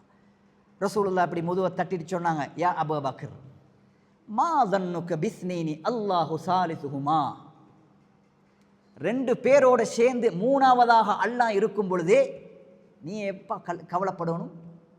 நீயே அச்சப்படணும். அல்லாஹ் எங்களோடு இருக்கிறான். இந்த சம்பவத்தை, இந்த நிலையை அல்லாஹ் குர்ஆனில் ஹிஜ்ரி 8ஆம் ஆண்டு அல்லது 9ஆம் ஆண்டு நடந்த ஒரு யுத்தத்தில் அல்லாஹ் ஞாபகப்படுத்துகிறான். இந்த நிகழ்ச்சியை மக்கா மதீனாக்கு பெய்த்து ரசூலுல்லாஹ் பெரிய சாம்ராஜ்யத்தை உருவாக்கி ஹுனைன் என்கின்ற யுத்தம் வந்த நேரத்தில் ஹுனைனில் ரசூலுல்லாவுக்கு தோல்வி. தோத்த காரணம் வேறு என்று கேட்டால், எல்லா யுத்தத்திலையும் காஃபிர்கள் கூட முஸ்லீம்கள் குறவு, எல்லாத்திலையும் வெற்றி. ஹுனைன் என்ற ஒரு யுத்தம் நடந்தது. முஸ்லீம்கள் 10,000 பேர், காஃபிர்கள் 3000 பேர். சில பேருடைய உள்ளத்தில் வந்தது, நாங்கள் இப்போ பெரிய கூட்டம் அடித்து அதாவது துட்டை கலப்பி எல்லாரையும் அடித்து வீசிடுவோம் என்று, அந்த நாங்கள் கூட இருக்கிறோம் என்ற ஒரு நிலை ஒரு உள்ளத்தில் அவர்களுக்கு வந்தது. அல்லாஹ் தோல்வியை கொடுத்தான். நீங்கள் இதுக்கு முன்னுக்கு வென்றதெல்லாம் உங்களால் அல்ல, அல்லாடால. இப்போ வெல்ல போகிறதும் அல்லாட உதவியலால். நீங்கள் 10,000 பேர், காவிர்கள் 3000 பேர் இருக்கிறதுனால உங்களுக்கு வெற்றி வராது. அல்லாட நாட்டம் வேணும் உங்களுக்கு வெற்றிக்கு. பலம் உலக பலம் அல்ல உங்களுக்குள்ள விஷயம். அதனால் அல்லாஹ் புரிய வைப்பதற்காக ஹுனைன்ல அல்லாஹு தாலா தோல்வியை கொடுத்தான். சஹாபாக்கள் நிறைய பேர் ரசூலுல்லாவை விட்டுட்டு ஓடினார்கள். ரசூலுல்லா களத்தில் மட்டும் நின்றார்கள். எதிரிகள் கிட்ட நெருங்கிட்டார்கள். அப்ப ரசூலுல்லா அழைத்தார்கள், அனன் நபியுலா கதிப் அனபின் அப்துல் முத்தலிப், வாருங்கள், என்னை விட்டு ஓடாதீர்கள், நான் நபி என்று கூப்பிட்டார்கள். அந்த நிலையை அல்லாஹ் குர்ஆன்ல சொல்கிறான். தோழர்களே, இல்லா தன்சுரூஹு, நீங்க இந்த தோழருக்கு இந்த நபிக்கு உதவி செய்யாம ஓட பார்க்கிறீர்களா? ஃபகத் நஸரஹுல்லாஹ், அல்லாஹ் இந்த நபியை உதவி செய்துதான் இவ்வளவு தூரம் கொண்டு வந்திருக்கிறான். இது அஹ்ரஜஹுல்லதீன கஃபரு, காவிர்கள் இவரை ஊரை விட்டு வெளியே போட்ட பொழுது, இது ஹுமா ஃபில் காரி, இவர்கள் ஒரு குகையிலே போய் ஒளிந்து கொண்டார்கள். இது யகூலு லி சாஹிபிஹி, அவரோடு இருந்த அபூபக்கர் அந்த நபியை பார்த்து சொன்னார்கள், நாங்கள் 2 பேரும் மாட்டிக்கொண்டோம் என்று சொன்ன பொழுது இவர் சொன்னார், எங்களோடு 3ஆவதாக அல்லாஹ் இருக்கிறான் என்று சொன்னார். அல்லாஹ் உதவி செய்தான். 2 பேர்ல ஒத்தராக அல்லாஹ் இருந்து கொண்டு உதவி செய்த பொழுது அல்லாஹு தாலா அந்த இடத்தில் உதவி செய்ய முடியுமாக இருந்தால், இந்த நேரத்தில் இந்த நபிக்கு அல்லாஹ்க்கு உதவி செய்தது பெரிய விஷயம் அல்ல. ஆனால் நீங்க ஓடாதீர்கள். இதுக்கு முன்னாலே இந்த நபியை அல்லாஹ் பாதுகாத்திருப்பான். நீங்க தேவையில்லை இந்த நபியை பாதுகாக்கிறதுக்கு. இருந்தாலும் இப்படியான ஒரு நிலையில் இருந்துதான் நபி வந்திருக்கிறார் என்ற செய்தியை ரசூலுல்லாவுக்கு குர்ஆன்ல ஹிஜ்ரி 8ஆம் ஆண்டு ரசூல் ஸல்லல்லாஹு அலைஹி வஸல்லம் அவர்களுக்கு ஞாபகப்படுத்துகின்ற குர்ஆன் வசனத்தை அல்லாஹ் இறக்கினான். அல்லாஹ் அந்த குகையில் இருந்து பாதுகாத்து கடைசியாக ரசூல் ஸல்லல்லாஹு அலைஹி வஸல்லம் அவர்கள் வியாழக்கிழமை நாள் ஒரு நாள் சௌரு குகையிலிருந்து மதீனாவை நோக்கி நகர்ந்தார்கள். தேடினாங்க, கிடைச்சல, மதீனாவை நோக்கி நகர்ந்தார்கள். நகர்கின்ற பொழுது ஏற்பட்ட முக்கியமான 2 அற்புதம். ரசூலுல்லாஹ் வெறும் அதாவது நடக்குகிறார். உங்களுக்கு தெரியும், இப்போ மக்காவுக்கும் மதீனாவுக்கும் உள்ள தூரம் வேகமாக ஒரு 80 ஸ்பீடில் 100 ஸ்பீடில் நீங்கள் பஸ்ஸில் போகிறதாக இருந்தாலும் 4 மணி நேரம் பிடிக்கும். அவ்வளோ தூரத்தை காலால் நடக்கணும். ஒருத்தர் 2 பேர் 3 பேர் 4 பேர் தான். 4 பேருடைய துணையில் ரசூலுல்லாஹ் போகிறாங்க. போகிற நேரத்தில் இப்போ இங்கே மக்காவில் இவரை தேடணும். ஹவா பிடிச்சவர்கள் எப்படி சரி இந்த தலையை எடுக்கணும் என்று திரிகின்ற நேரத்தில் மக்காவில் ஒரு வாலிபனுக்கு ஒரு தகவல் கிடைக்கிறது. அவர் மதீனாவிலிருந்து வாரார். ரசூலுல்லாஹ் போகிற காட்சியை கண்டுட்டார். அந்த காட்சியை கண்ட உடனே சுராக்கா என்கின்ற ஒரு மனிதர், ஒரு வாலிபர் அவர்கிட்ட வந்து சொல்கிறார், மக்காவில் இப்போ தேடிக்கொண்டிருக்கிறாங்க, எங்கே போனார், எந்த ரோட்டில் போனார், எப்படி தேடுறது? அந்த மனிதர் வந்து சொல்கிறார் சுராக்கா கிட்ட, இப்போதான் 4 பேரை நான் கண்டேன் இந்த மதீனா ரோட்டில். நான் நினைக்கிற முகம்மது மாய்தான் விளங்குது. போகிற தூரத்தை மெஷ பண்ணி பார்த்தாலும் அவர் மாய்தான் விளங்குது. அவராக இருக்குமோ என்று சொன்னார்கள். சுராக்கா ஒரு கூட்டத்தில் ஒரு மீட்டிங்கில் நின்றார். சுராக்கா சொன்னார், அவர் பாலைவன ரோடெல்லாம் நல்லா தெரிஞ்சவர், ஒரு குதிரை வீரர், வேகமாக குதிரை ஓட்டுவார். அவருக்கு விளங்கிட்டது இவர் தான் போகிறாரு. ஆனால் இப்போ இவருக்கு தலையில் 100 ஒட்டகம் விட கண்ணுக்குள்ளே தான் தெரியுது. எனக்கு முன்னால் தாரசரி ஒத்தம் பெய்த்து அதை எடுத்துருவானோ என்று ஹவா. அவர் என்ன சொன்னார், பைத்தியமா உனக்கு, அவ்வளோ தூரம் அவர் இப்போ மதீனாவுக்கு போய் சேர்ந்திப்பார், எங்களுக்கு பிடிக்கல அவரை என்று மற்றவங்களுக்கு ஒரு மெசேஜை கொடுத்துட்டு ரகசியமாக விலகினார். ஊர்ந்து வந்தார். வீட்டுக்கு வந்தார். தன்னுடைய குதிரையை ஏற்று குனிஞ்சி மக்காவை தாண்டும் வரைக்கும் குனிஞ்சு கொண்டு மதீனாவுடைய ரோட்டில் வேகமாக குதிரையை எடுத்து கொண்டு வந்தார். அபூபக்கர் சித்திக் ரலியல்லாஹு தஆலா அவர்கள் சொல்கிறார்கள், நான் நடக்குகிறேன், எனக்கு பயம் வருகிறது. ரசூலுல்லாஹ்வோட வலதால யாரோ வந்து ரசூலுல்லாஹ்வை கொல்ல போகிற மாதிரி எனக்கு ஒரு ஃபீலிங். டக்குன்னு நான் வலதுக்கு பாகிறேன். இடதுனால யாரோ வந்து ரசூலுல்லாஹ்வை கொல்ல போகிற மாதிரி ஒரு ஃபீலிங். டக்குன்னு இடதுக்கு பாகிறேன். அடிக்கடி பின்னி திரும்பி பார்த்தே வருகிறேன். இந்த நபிக்கு ஒரு ஆபத்தும் வந்துவிடக்கூடாது என்று நான் அச்சத்தோட ரசூலுல்லாஹ்வோட நடக்குகிறேன். அப்போ நான் திரும்பி பார்க்குற நேரத்தில் ஒரு குதிரை வேகமாக வந்து கொண்டிருக்குது, வேகமாக வருகிறது. நான் ரசூலுல்லாஹ்ட்ட சொன்னேன், யா ரசூலுல்லாஹ், யாரோ ஒரு குதிரை, யாரோ ஒருவன் வேகமாக வருகிறான். ரசூலுல்லாஹ் குர்ஆனை ஓதிக்கொண்டு குர்ஆன் வசனங்களை சொல்லிக்கொண்டு நடந்தார். ரசூலுல்லாஹ் ஒரு பிரார்த்தனை செய்தார், அல்லாஹும்ம க்ஃபீனா ஷர்ரஹு, யா அல்லாஹ், யார் வருகிறானோ அவனுடைய தீங்கை விட்டு எம்மை பாதுகாப்பாயாக என்று சொல்லிக்கொண்டே ரசூலுல்லாஹ் நடந்தார்கள். நான் கண்டேன், சுராக்கா நெருங்கி விட்டார். ஒரு ஈட்டியுடைய பிரமாணமான அளவுக்கு இன்னும் கொஞ்சம் நெருங்கினால் வாளை அவர் வீசினால் ரசூலுல்லாவுடைய என்னுடைய மேனிலே அது படும் அந்த தூரத்துக்கு வந்து விட்டார். யா ரசூலுல்லாஹ் சுராக்கா, யா ரசூலுல்லாஹ் சுராக்கா. சுராக்கா வாளோடு ஆயுதத்தோடு நெருங்குகிறார். ரசூலுல்லாஹ் சொன்னாங்க, அல்லாஹ் மக்ஃபீனா ஷர்ரஹு, யா அல்லாஹ் இவனுடைய தீங்கை விட்டு எம்மை பாதுகாப்பாயாக என்று சொன்ன பொழுது பூமி அந்த சுராக்காவுடைய குதிரையின் காலை அப்படியே உள்ளுக்கு விழுங்கினது. அல்லாஹ் அக்பர். பூமி சுராக்காவுடைய குதிரையின் காலை முன்னங்காலை அப்படியே விழுங்கினது. சுராக்காவுடைய குதிரை ஒரு அடி கூட நடக்கவில்லை. ரசூலுல்லாஹ் நடந்தார்கள். அபூபக்கர் சொன்னார்கள், நீங்கள் பின்னி பார்க்க வேண்டாம், நடவுங்கள். அல்லாஹும் மக்ஃபீனா ஷர்ரஹு, யா அல்லாஹ் இவனுடைய தீங்கை விட்டு என்னை பாதுகாப்பாயாக. அப்ப சுராக்கா கேட்டார்கள், என்னை விடுவீங்கள், நான் தீங்கு செய்ய மாட்டேன் என்றார்கள். ரசூலுல்லாஹ் பிரார்த்தனை செஞ்சாங்க, பூமி விட்டது. அந்த காலத்தில் ஜாகிலியா காலத்து மக்கள் ஒரு மூட நம்பிக்கை இருந்துச்சு. 2 விஷயத்தில் ஏதாவது ஒன்று செய்கிறதாக இருந்தால், நாங்கள் இந்த கட்டாடியன்ட்ட போய் இந்த இது பார்க்குற மாதிரி, பால் பார்க்குற மாதிரி செய்யலுமா இயலவா? கூடு வெள்ளிக்கிழமை திறக்கிறா, சனிக்கிழமை திறக்கிறா, நிலையில வந்து அது வைக்கிறா இது வைக்கிறா, செவ்வாய்க்கிழமைக்கு 8 மணிக்கு வைக்கிறா அது வைக்கிறா. இந்த காலத்துலையும் இருக்கே மூட நம்பிக்கைகள். அது ஜாகிலியா காலம், அது ஷிர்க்கு. இதே நம்பிக்கை சுராக்காட்டு இருந்தது. சுராக்கா பார்த்தார், இவரை பிடிக்கிறா, மக்காவுக்கு திரும்புகிறா. ஏன்னா எனக்கு ஒரு பிரச்சனை நடந்தது. அவருடைய அந்த குறிபாக்கின்ற 2 துண்டையும் போட்டார், ஒன்றை எடுத்தார், எடுத்து பார்த்தார், மக்காவுக்கு திரும்பு என்று வந்தது. சரியாக இருந்தால் அவர் அதை நம்புறதாக அவர் திரும்பணும். ஆனால் என்ன நினைச்சது, 100 ஒட்டகம் தப்புமே, கடைசி சான்ஸே, 100 ஒட்டகத்துக்கிட்ட வந்துட்டோமே, பரவாயில்ல, இதை நம்ப தேவையில்லை, போம். திருப்பி ரசூலுல்லாவை பின்தொடர்ந்தார்கள். ரசூலுல்லாஹ் துஆ கேட்டாங்க. திருப்பி அந்த 2 காலையும் பூமி உள்வாங்கியது. ஒரு புகை மண்டலம் எழும்பியது. புகை. சூராக்கா நினைச்சிட்டார், இல்லை இவரை ஏண்டா பிடிக்கலாம், இது ஏதோ வித்தியாசமான ஒரு மனிதர், இவர் நிச்சயமாக ஒரு நபி, இல்லாவிட்டால் இது நடக்காது என்று ரசூல் ஸல்லல்லாஹு அலைஹி வஸல்லம் அவர்களை பார்த்து சொன்னார்கள், அல் அமான அல் அமான யா ரசூலல்லாஹ், அல்லாஹ்வின் தூதரே, நான் உங்களுக்கு தீங்கு செய்ய மாட்டேன், அல்லாஹ்விடத்தில் எனக்கு பாதுகாப்பு தேடி எனக்கு ஒரு பிரார்த்தனை செய்யுங்கள் என்று கேட்ட பொழுது ரசூலுல்லாஹ் பிரார்த்தனை செஞ்சாங்க. குதிரையை விட்டது பூமி. உடனே ரசூலுல்லாஹ் சொன்னார்கள், யா சுராக்கா, சுராக்காவே, ஒரு காலம் வரும். யார் சொல்றார்? நபி சொல்றார். சுராக்காவே, ஒரு காலம் வரும், அந்த காலத்தில் கிஸ்ரா மன்னன், பெரிய சாம்ராஜ்யம், சக்கரவர்த்தியுடைய தங்கத்திலான 2 காப்புகளும் உன் கையில் ஒரு அணிவிக்கக்கூடிய ஒரு காலம் வரும், ஒரு நாள் வரும். கிஸ்ரா மன்னன் போட்டிருக்கக்கூடிய தங்க வளையல் ஓண்ட கையில் அணிவிக்கப்படுகின்ற ஒரு நாள் வரும். சுராக்காக்கு ஆச்சரியமாக இருந்தது. மக்கால இருந்து கொள்றதுக்கு இடம் இல்லை, இவருக்கு சொந்த ஊரில் பிறந்த ஊரில் இருக்கிறதுக்கு இடம் இல்லை. அமெரிக்காவில் இவருக்கு போய்த்து சீட் கிடைக்கிற மாதிரி ஒரு வார்த்தை சொல்கிறார், நாடும் இல்லை ஊரும் இல்லை ஒன்றுமே இல்லை.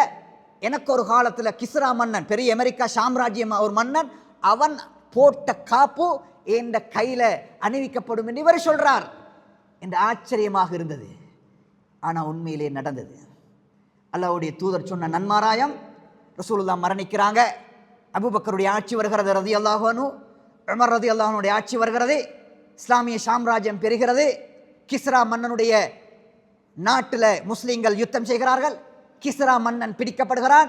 அவன் பாவித்த தங்க கருவூலங்கள், கிரீடங்கள், அணிகலன்கள், தங்கங்கள், கருவூலங்கள் எல்லாத்தையும் மூட்டை கட்டி கொண்டு இஸ்லாமிய பட அந்த மூட்டையை தூக்கி கொண்டு வந்து உமர் ரலியல்லாஹு தஆலா அவர்கள் ஆட்சி செய்கின்ற அரண்மனையின் தர்பாரிலே கொண்டு வந்து கொட்டினார்கள். கிஸ்ரா மன்னன் தோத்து விட்டான். கிஸ்ரா மன்னனுடைய காலத்திலே இருந்த தங்கங்கள், உமரே அமீருல் முஃமினீனே இதோ என்று கொண்டாந்து கொட்டினார்கள். உமர் ரலியல்லாஹு தஆலா பார்த்தா 2 காப்பும் அதிலே இருக்கிறது. எடுத்தார்கள் கையிலே, எழும்பி சொன்னார்கள், ஐன சுராக்கா இப்னு மாலிக், சுராக்கா எங்கே? ரசூலுல்லாஹ் மரணிச்சு 15-20 வருஷம் தாண்டிய நிலையில், ஐன சுராக்கா இப்னு மாலிக், சுராக்காவை கூட்டிக் கொண்டு வாருங்கள். சுராக்கா அரண்மனைக்கு கொண்டு வரப்பட்டார். அதாவது வயது முறிந்த நிலையில் வருகிறார். யா சுராக்கா, சுராக்காவே, ஹிஜ்ரத்தின் போது அல்லாஹ்வுடைய தூதர் உனக்கு சொன்னது ஞாபகம் இருக்கிறதா? அல்லாஹ்வுடைய தூதர் உன்னை பார்த்து சொன்னார், ஒரு காலம் வரும், அந்த காலத்தில் கிஸ்ரா மன்னனுடைய அவன் அணிந்த அந்த தங்க காப்பு உன் கையில் அணிவிக்கப்படும் என்ற ஒரு காலம் வருமே, இதோ அந்த நாள். அவர் அணிவித்தார். அணிவித்து அந்த விஷயத்தை ரசூல் ஸல்லல்லாஹு அலைஹி வஸல்லம் அவர்கள் சொன்ன நன்மாராயத்தை உமர் இப்னு ஹத்தாப் ரலியல்லாஹு தஆலா அன்ஹு ஞாபகப்படுத்தினார்கள். ரசூலுல்லாஹ் போகிறாங்க, ஹிஜ்ரத் போகிறாங்க. ஷோர்ட்டாக சொல்கிறேன், நேரம் பெய்தது. ஹிஜ்ரத் போகிறாங்க. போகிற நேரத்தில் கொண்டு போன சாப்பாடுகள் முடிந்தது. பசி, தாவம், ஏதாவது உணவுகள் கிடைக்குமா என்று தேடுகிறார்கள். ரசூலுல்லாஹ் ஒரு குடிலை காணுகிறார்கள். குடில், ஒரு கூடாரம். ரசூலுல்லாஹ் அந்த கூடாரத்துக்கு நெருங்கினாங்க. ஒரு பொம்பளை, ஒரு மூதாட்டி, வயசு முதிர்ந்த ஒரு பொம்பளை. அந்த பொம்பளையோட பேர் உம்மு மஅபத். உங்களுக்கு பொம்பளை புள்ள கிடைச்சா அந்த புள்ளையை வைங்க, பேரை வைங்க. இந்த மாதிரி தான் பேர் வச்சோம். சில பேர் பேர் வைக்கிறோம், பேர்லேயே சரியான கஷ்டம், அர்த்தமே இல்லாத பேர்கள். சஹாபாக்கள் தியாகம் செஞ்சவங்கள்ட்ட பேர் யாருமே இப்போ வைக்கிறல. உம்மு ஹானி, உம்மு மஅபத், உம்மு அம்மார், ஒத்தரும் இல்லை. உம்மு மஅபத் என்கின்ற ஒரு பொம்பளை ஹதீஸில் வருகிறது. பரதத்துன் ஜல்தா, சம்மானம் கொட்டி அந்த கூடாரத்தில் ரோட்டை பார்த்து கொண்டு ஒரு வீர பொம்பளமாய் உட்கார்ந்து கொண்டு இருக்கிறான். அந்த பொம்பளை தாரண்டா பரஜா, பேசினா சும்மா தூள் கலப்புறஜாய் பேச்சு. சில வயசான பொம்பளை லீக்க அப்படி ரோட்டுக்கு வந்தால் ஆம்பளைகள் தோல்வி, சரி பயம், ஆம்பளைகள் கூட பயம், அது ஒரு கண்ணிய பயம், வேற ஒன்றும் இல்லை. அவங்க நின்று பேசினாங்கன்னா எல்லாரும் பயம். அப்படி பொம்பளைகள் ரசூலுல்லாஹ் காலத்தில் வாழ்ந்திருக்கிறார்கள்.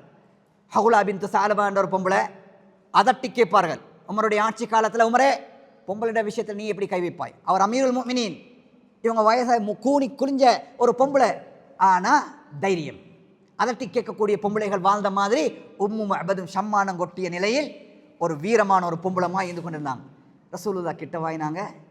உங்கள்கிட்ட சாப்பிட்றதுக்கு குடிக்கிறதுக்கு ஏதாவது தண்ணி, பால், ரொட்டி, ஈச்சப்பழம் ஒன்றுமே இல்லையான்னு கேட்டான். அப்போ அந்த பொம்பளை சொன்னா, மாசக்கணக்காக வருமே, சாப்பிட்றதுக்கு ஒன்றுமே இல்லை.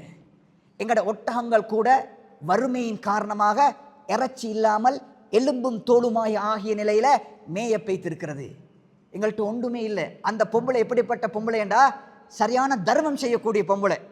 அதனால அந்த இடத்துல சம்மானம் கொட்டி உட்கார்ந்து கொண்டிருக்கிற காரணம், அவகிட்ட இருந்த அந்த ரோட்டால் போகிற வார ஆட்களுக்கு சரியான மாதிரி உணவு கொடுப்பாவாம். அந்த பொம்பளை தண்ணி கொடுப்பாவாம், ஈச்சப்பழம் கொடுப்பாவாம், தர்மம் செய்யக்கூடிய பொம்பளை. கவலையில் உட்கார்ந்து கொண்டிருக்கிறா. இந்த இடத்துல பிரயாணம் செய்யக்கூடிய ஆட்களுக்கு யாருமே இல்லையே, கொடுக்கறதுக்கு ஒன்றுமே இல்லைன்னு. அந்த வீட்டில் ஒரு ஆடு இருந்தது. ரசூலுல்லாஹ் அதை கண்டார்கள். அந்த ஆட்டை ரசூலுல்லாஹ் பார்த்தார்கள். மாஹாதிஹி என்று கேட்டார்கள். யா உம்மு மஅபத், உம்மு மஅபதே, அது என்ன ஆடு? அப்ப சொன்னாங்க உம்மு மஅபத், ஹல்லஃபஹல் ஜஹது, போற ஆடுகள் இருக்கே, இந்த ஆடுகள் ஆட்டு கூட்டத்தோடு போய் சேர்ந்து மேய்றதுக்கு கூட சீவன் இல்லாத ஒரு ஆடு. அது அந்த அளவுக்கு கஷ்டம். ரசூலுல்லாஹ் கேட்டாங்க, அதில் நான் பால் கறந்து கொள்ளவான்னு கேட்டாங்க. பாலா? நடக்கவே சீவன் இல்லை, நடக்கிறதுக்கே இயலாமல் இருக்குது, அதில் நான் நீ பால் கறக்க முடியுமாக இருந்தால் கறந்து கொள், பால் கிடைக்குமாக இருந்தால் சந்தோஷம் என்றார்கள். ரசூலுல்லாஹ் அழைச்சாங்க. ரசூலுல்லாவை நோக்கி அந்த ஆடு வந்தது. மடியை பார்த்தார்கள். மடியை பிஸ்மில்லான்னு தட்டினார்கள். ரசூலுல்லாஹ் அந்த மடியை பிடிச்ச உடனே சஹாபாக்கள் சொல்கிறார்கள், அந்த அந்த அந்த ஹதீஸை அறிவிக்கக்கூடிய சொல்லுகிறார், என் கண்ணால் பார்க்கிறேன், பார்க்கும் பொழுதே மடியிலே பால் பொங்க ஆரம்பித்தது. ரசூலுல்லாஹ் அதை கறந்தார்கள். கறக்க கறக்க பால் பொங்குகிறது, பொங்குகிறது, பொங்குகிறது, பொங்குகிறது. ரசூலுல்லாஹ் கறக்க கறக்க பால் பொங்கிக் கொண்டே இருக்கிறது. பாத்திரங்களை கொண்டு வாருங்கள். ரசூலுல்லாஹ் கொண்டு வருகின்ற பாத்திரத்தில் எல்லாத்திலையும் ரசூலுல்லாஹ் பாலை கறத்து ரசூலுல்லாஹ் வயிறார குடித்தார்கள். அபூபக்கர் வயிறார குடித்தார்கள். ஆமீர் வயிறார குடித்தார்கள். 2வது தடவையாக 3வது தடவையாக குடித்தார்கள். உம்மு மஅபதை பார்த்து கேட்டார்கள், நீங்களும் குடிங்கள். வயிறார குடித்தார்கள். இன்னும் அவர்களுக்கு தேவையான பால்களை ரசூலுல்லாஹ் கறந்து விட்டு, இது உங்களுக்கு மிச்சமாக எடுத்து வையுங்கள், இதை நீங்கள் உங்களுடைய மற்ற மற்ற வேலைகளுக்கு குடித்துக் கொள்ளுங்கள் என்று நிறைய பாலையும் கறந்து விட்டு ரசூலுல்லாஹ் போய்விட்டார். மதீனாவை நோக்கி நகர்கிறார். போன மறு சந்தர்ப்பத்தில் உம்மு மஅபதுடைய கணவன் அபூ மஅபத் வருகிறார். வந்து பாலை பார்க்குகிறார், ஆச்சரியப்படுகிறார். மாசக்கணக்காக எங்களோட வீட்டில் பாலும் இல்லை, ஒன்றும் இல்லை. யா உம்மு மஅபத், உனக்கு எங்கால இந்த பால்? யாரு தந்த இந்த பால்? எங்கட ஆட்டிலையும் பால் கறத்துக்குரிய சாத்தியமே இல்லாத நிலையில உனக்கு இங்கால இந்த பால்? அப்போ உம்மு மஅபத் அந்த காட்சியை ரசூலுல்லாவை பற்றி வர்ணிச்சாங்க. சுபஹானல்லாஹ். அந்த வர்ணனை இருக்கிறதே, ரசூலுல்லாவை பற்றி யாருமே வர்ணிக்காத அளவுக்கு ரசூலுல்லா வந்ததையும் பால் கறந்ததையும் ரசூலுல்லாவுடைய அங்க அடையாளத்தையும் அந்த பொம்பளை சொன்னார். ஜாஅனா ரஜுலுன் முபாரகுன் தாஹிருல் இலாஅதி. ஒரு மனிதர் வந்தாரப்பா, அவர் இந்த இடத்துல உட்கார்ந்தார்ப்பா, அவரை பார்க்கிற நேரத்தில் எல்லாம் அவருடைய மேனியிலிருந்து ஒளி வீசுகிறது. அவருடைய மூஞ்சை பார்த்தால் அது ஒரு வித்தியாசமான மூஞ்சி. அவருடைய கண் எப்படி இருந்தது, காது எப்படி இருந்தது, மூக்கு எப்படி இருந்தது, எல்லாத்தையும் அழகாக வர்ணிக்கிறார். அவருடைய கண் புருவம் அடர்த்தியாக இருந்தது, அவருடைய நெற்றி விசாலமாக இருந்தது, அவர் உயரமும் இல்லை கட்டையும் இல்லை, கண்ணுடைய கருப்பு கரேர் இருந்தது, கண்ணுடைய வெள்ளை வெளவெளேர் இருந்தது. இதா சமத அலைஹில் வகார். அவர் மௌனம் சாதித்தாரண்டா அந்த இடத்துல அப்படியே ஒரு மயான அமைதி, எந்த சத்தமும் கேட்பதில்லை. அவர் பேச ஆரம்பித்தாரண்டா அவரை சூழ உள்ள அதாவது ஆட்கள் அவர் பேசுவதை கவனமாக கேட்டுக்கொண்டிருக்கிறார்கள். அவருடைய பேச்சு லா ஹதர வலா மதர். அவருடைய பேச்சு நாங்கள் பேசுகிறோமா இல்லை, தேவைக்கு கூடுதலாகவும் பேச மாட்டார், தேவைக்கு குறைவாகவும் பேச மாட்டார். அவருடைய வாயிலிருந்து வார வார்த்தை எப்படி தெரியுமா, ஒரு கோர்வை செய்யப்பட்ட மணி இருக்கிறதே, கோர்வமாய் வருகிற மாதிரி சொல்லாக வருகிறது. அந்த அளவுக்கு அவர் பேசி ஒரு கட்டளை போடுவதற்கு முன்னால சூழ இருந்தவர்கள் யார சொல்லலாம் நான் என்று அவருக்கு சேவை செய்வதற்கு துடிக்குகிறார்கள். அப்படி ஒரு மனிதர் வந்து விட்டு போனார். அவர் தான் இந்த பாலை கறந்தார், அவர் தான் இந்த மனிதர் என்று சொன்ன பொழுது அபூ மஅபத் சொல்லுகிறார், இப்பதான் நான் மக்கால் இருந்து வருகிறேன், மக்கால் ஒருவரை தேடுகிறார்கள், நிச்சயமாக தேடக்கூடிய மனிதர் இவராகத்தான் இருக்க முடியும். ஐயோ, எனக்கு ஒரு சந்தர்ப்பம் கிடைக்க வேண்டுமே, நான் அவரை போய் சந்திக்க வேண்டுமே என்று அபூ மஅபத் கவலைப்பட்டார். ஸல்லல்லாஹு அலைஹி வஸல்லம் அவர்கள் மதீனாவுக்கு வந்தார்கள். மதீனாவுக்கு வருகின்ற பாதைகளை எல்லா இடத்திலையும் காண்கின்ற எல்லா மனிதர்களுக்கும் இஸ்லாத்தை சொன்னார்கள். அன்றைய நாள் மதீனாவுக்கு வாரத்துக்கு முன்னால் முதலாக ரசூலுல்லாஹ் குபாக்கு வந்தாங்க. மதீனாவிலிருந்து குபா என்பது கிட்டத்தட்ட 3 அல்லது 4 கிலோமீட்டர் தூரத்தில் உள்ள இடம். ஏற்கனவே அந்த முஹாஜிர்கள் அன்சாரி தோழர்கள் ரசூலுல்லாஹ் இன்றைக்கு வருவார்கள் என்று ரசூலுல்லாவை எதிர்பார்த்து கொண்டு நின்ற நிலையில தூரத்திலிருந்து ரசூலுல்லாஹ் வருகின்ற காட்சியை கண்டார்கள். அல்லாஹு அக்பர், அல்லாஹு அக்பர், அல்லாஹு அக்பர், எங்களுடைய நபி எங்களை வந்து விட்டார், எங்களுடைய நபி எங்களை நோக்கி வந்து விட்டார் என்று மதீனா முழுக்க தக்பீர் சத்தம் கேட்டதாக அனஸ் இப்னு மாலிக் ரலியல்லாஹு தஆலா அன்ஹு அவர்கள் சொல்கிறார்கள். முதலாவதாக குபாக்கு வந்தாங்க, குபால வந்து இறங்கினாங்க. ரசூல் ஸல்லல்லாஹு அலைஹி வஸல்லம் அவர்கள் முதலாவதாக செஞ்ச வேலை, அந்த இடத்துல ஒரு பள்ளி வாயிலை கட்டினார்கள். அதுதான் இப்போது இருக்கக்கூடிய மஸ்ஜிது குபா பள்ளிவாசல். ஒரு சமுதாயம் சீர்மையான சமுதாயமாக வர வேண்டுமாக இருந்தா ஹிஜ்ரத்துடைய பாடம் சொல்லுகின்ற முதலாவது விஷயம், அந்த சமுதாயம் தொழுகையில கவனம் செலுத்தாவிட்டால் ஒரு குடும்பமோ ஒரு சமுதாயமோ சீர்மை அடையாது. அதனால தான் ரசூலுல்லாஹ் குபாவுக்கு வந்து முதலாவதாக, எனக்கு டயர்ட், நான் 2 நாள் கொஞ்சம் ரெஸ்ட் எடுக்கணும், நான் நல்லா சாப்பிடணும், நான் கொஞ்சம் மீட்டிங் வைக்கணும், இதெல்லாம் சொல்லலை. இடத்த கேட்டாங்க. இந்த இடத்துல முதலாவது பள்ளி மஸ்ஜிது குபாவை கட்டினாங்க ரசூல் ஸல்லல்லாஹு அலைஹி வஸல்லம் அவர்கள். குபாவில் நிறைய விஷயங்களை ரசூல் ஸல்லல்லாஹு அலைஹி வஸல்லம் அவர்கள் செய்தார்கள். அதனால தான் ஒவ்வொரு சனிக்கிழமையும் ரசூலுல்லாஹ் மதீனாவில் இருக்கும் பொழுது ஒவ்வொரு சனிக்கிழமையும் ரசூலுல்லாஹ் நடை பயணமாக போய்த்து ரசூலுல்லாஹ் குபால போய்த்து 2 ரக்காத் சுன்னத்தை தொழுவாங்க. சில ஹதீஸ்களில் வந்திருக்கிறதே, ஒவ்வொரு சனிக்கிழமையும் போய் குபாவில் 2 ரக்காத் தொழுகிறது ஒரு உம்ரா செஞ்ச நன்மை கிடைக்கிறதாக சில ஹதீஸ்களில் வந்திருக்கிறது. ரசூலுல்லாஹ் குபாவில் அதற்குரிய வேலைகளை செஞ்சுட்டு தான் மதீனாவுக்குள் நுழைந்தார்கள். ஒட்டகத்தில் வாராங்க ரசூலுல்லாஹ். மதீனாவுக்குள்ள வரும் பொழுது சஹாபாக்கள், நபி தோழர்கள், அன்சாரிகள் ரசூலுல்லாஹ் பாட்டு, யார் ரசூலுல்லாஹ் எந்த வீட்டை வாங்க, யார் ரசூலுல்லாஹ் எந்த வீட்டை வாங்க, யார் ரசூலுல்லாஹ் உங்களுக்கு சாப்பாடும் இடமும் எங்கட வீட்டில் இருக்குது, இங்க வாங்க என்ற ரசூலுல்லாஹ்வுடைய ஒட்டகத்தை பல பேர் தாங்கி இழுத்ததாகவும் ரசூல் ஸல்லல்லாஹு அலைஹி வஸல்லம் அவர்கள் சொன்னார்கள், உத்ருகூஹு, அதை விடுங்கள், ஃபஇன்னஹா மஅமூரா, அல்லாஹ் அதற்கு வஹி அறிவித்திருக்கிறான், அது எங்க போய்த்து உட்காருகிறதோ அதுதான் என்னுடைய வீடும் என்னுடைய பள்ளியும் என்று ரசூலுல்லாஹ் சொன்ன பொழுது அது ஒரு இடத்துல போய் உட்கார்ந்தது. அந்த இடம்தான் இப்பொழுது மஸ்ஜிதுன் நபவி. அந்த இடம் 2 யத்தீம்களுக்கு சொந்தமான இடம். ரசூலுல்லாஹ் இந்த இடத்துல தான் என்னுடைய பள்ளி வாயில் அமைய வேண்டும் என்று தீர்மானம் செய்தார்கள். அந்த நேரத்தில் அந்த 2 யத்தீம்களுக்கும் ரசூலுல்லாஹ்வுக்கு அந்த காணியை கிஃப்டாக கொடுப்பதற்கு அந்த 2 யத்தீம்களும் விருப்பப்பட்டார்கள். ரசூலுல்லாஹ் காசிக்கு அதை வாங்கினார்கள், சல்லி கொடுத்து வாங்கினார்கள். அந்த இடத்துல ரசூலுல்லாஹ் மஸ்ஜிதுன் நபவியை உருவாக்கினார்.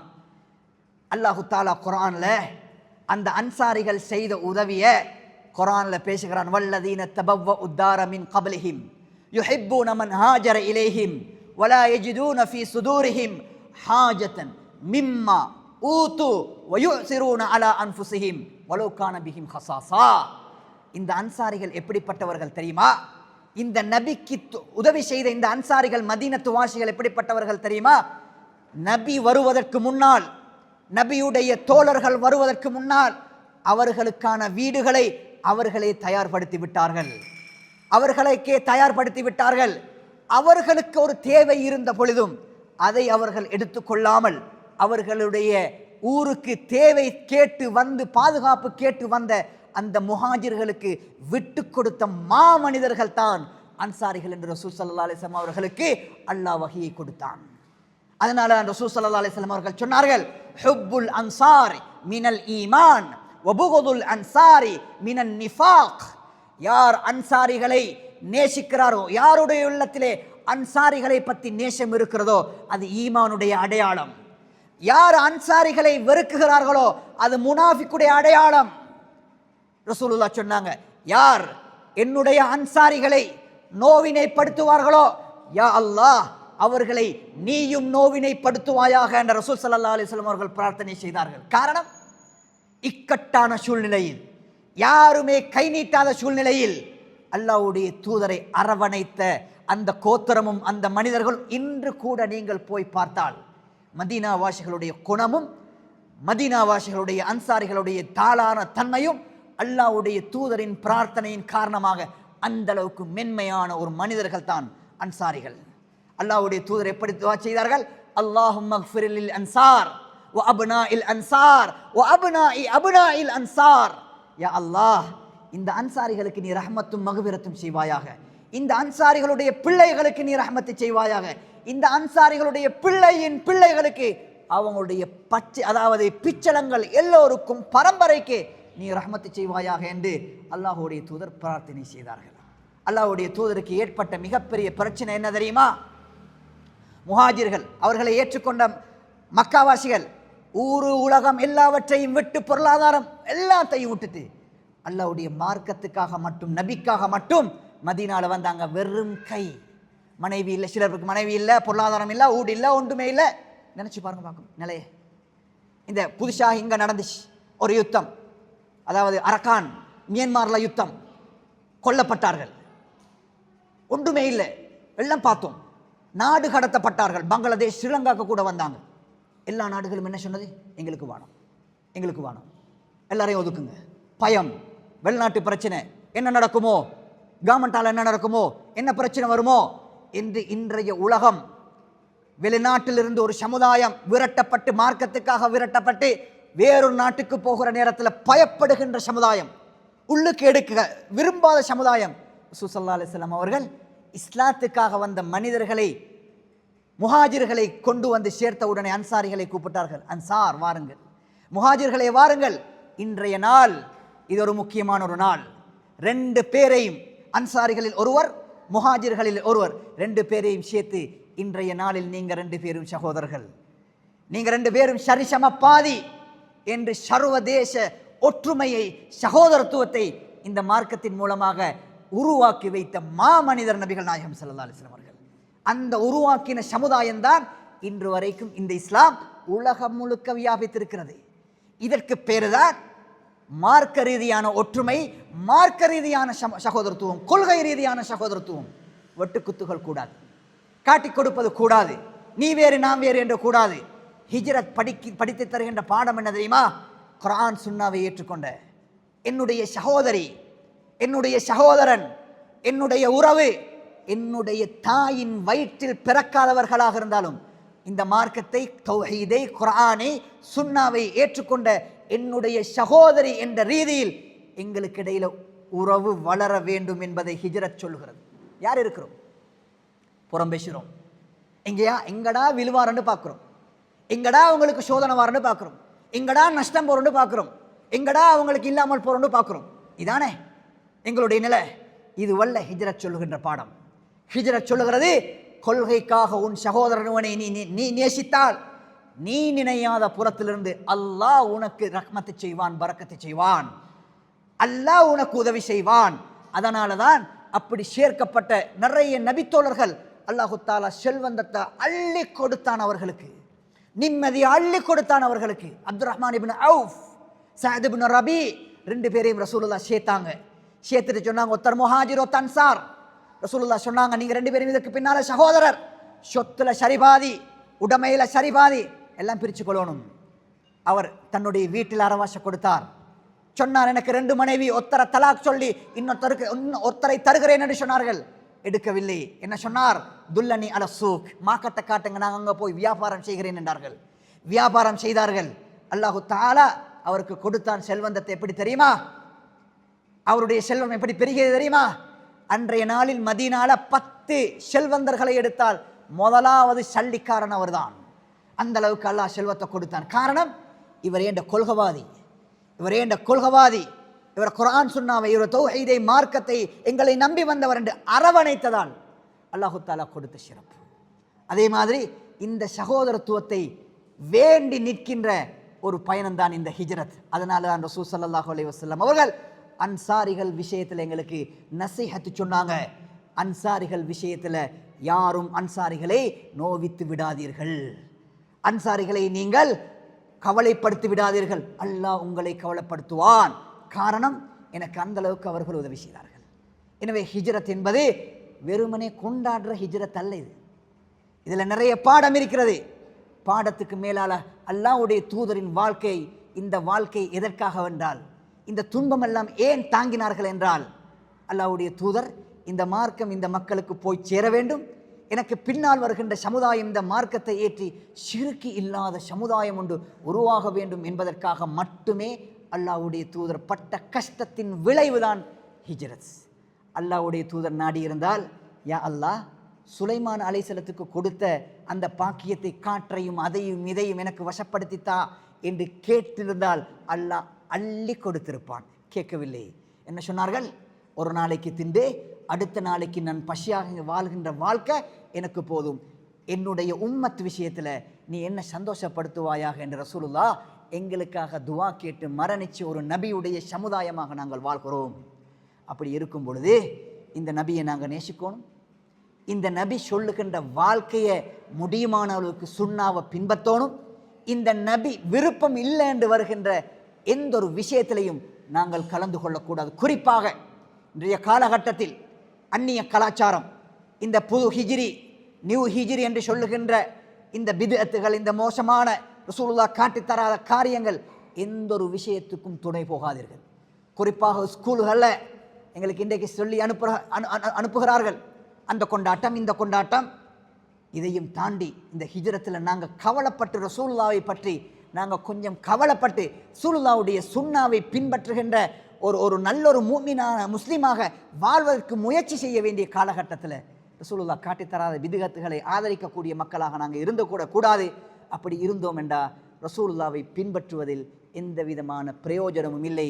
நாளை மறுமையில் ரசூல் ஸல்லல்லாஹு அலைஹி வஸல்லம் அவர்கள் ஒரு கூட்டத்தை விரட்டுவார்கள். அவர்கள் யாரெண்டா, ரசூலுல்லாஹ் மரணிச்சதுக்கு பின்னால் இந்த மார்க்கத்தில் புதுமைகளை உருவாக்கி ரசூலுல்லாஹ் காட்டித்தராத பித்அத்துகளை உருவாக்கினவர்களை ரசூலுல்லாஹ் நாளை மறுமையில் ஹவுதுல் கௌசர் நீர் தடாகத்தில் நீர் குடிக்க விடாமல் சுஹ்கன் சுஹ்கன் லிமம் பத்தல தீனா, ஓடுங்கள் ஓடுங்கள், என்னுடைய மார்க்கத்தை மாற்றியவர்கள் என்னிடம் வர வேண்டாம் என்று ரசூலுல்லாஹ் விரட்டுவதாக புகாரி போன்ற கிரந்தங்களில் ஹதீஸ் இருக்கிறது.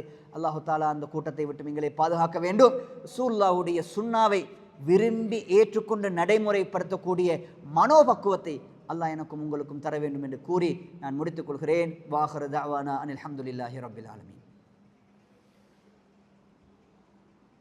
சுப்ஹானக்கல்லாஹும்ம பிஹம்திக அஷ்ஹது அல்லா இலாஹா இல்லா அன்த அஸ்தக்ஃபிருக வ அத்தூபு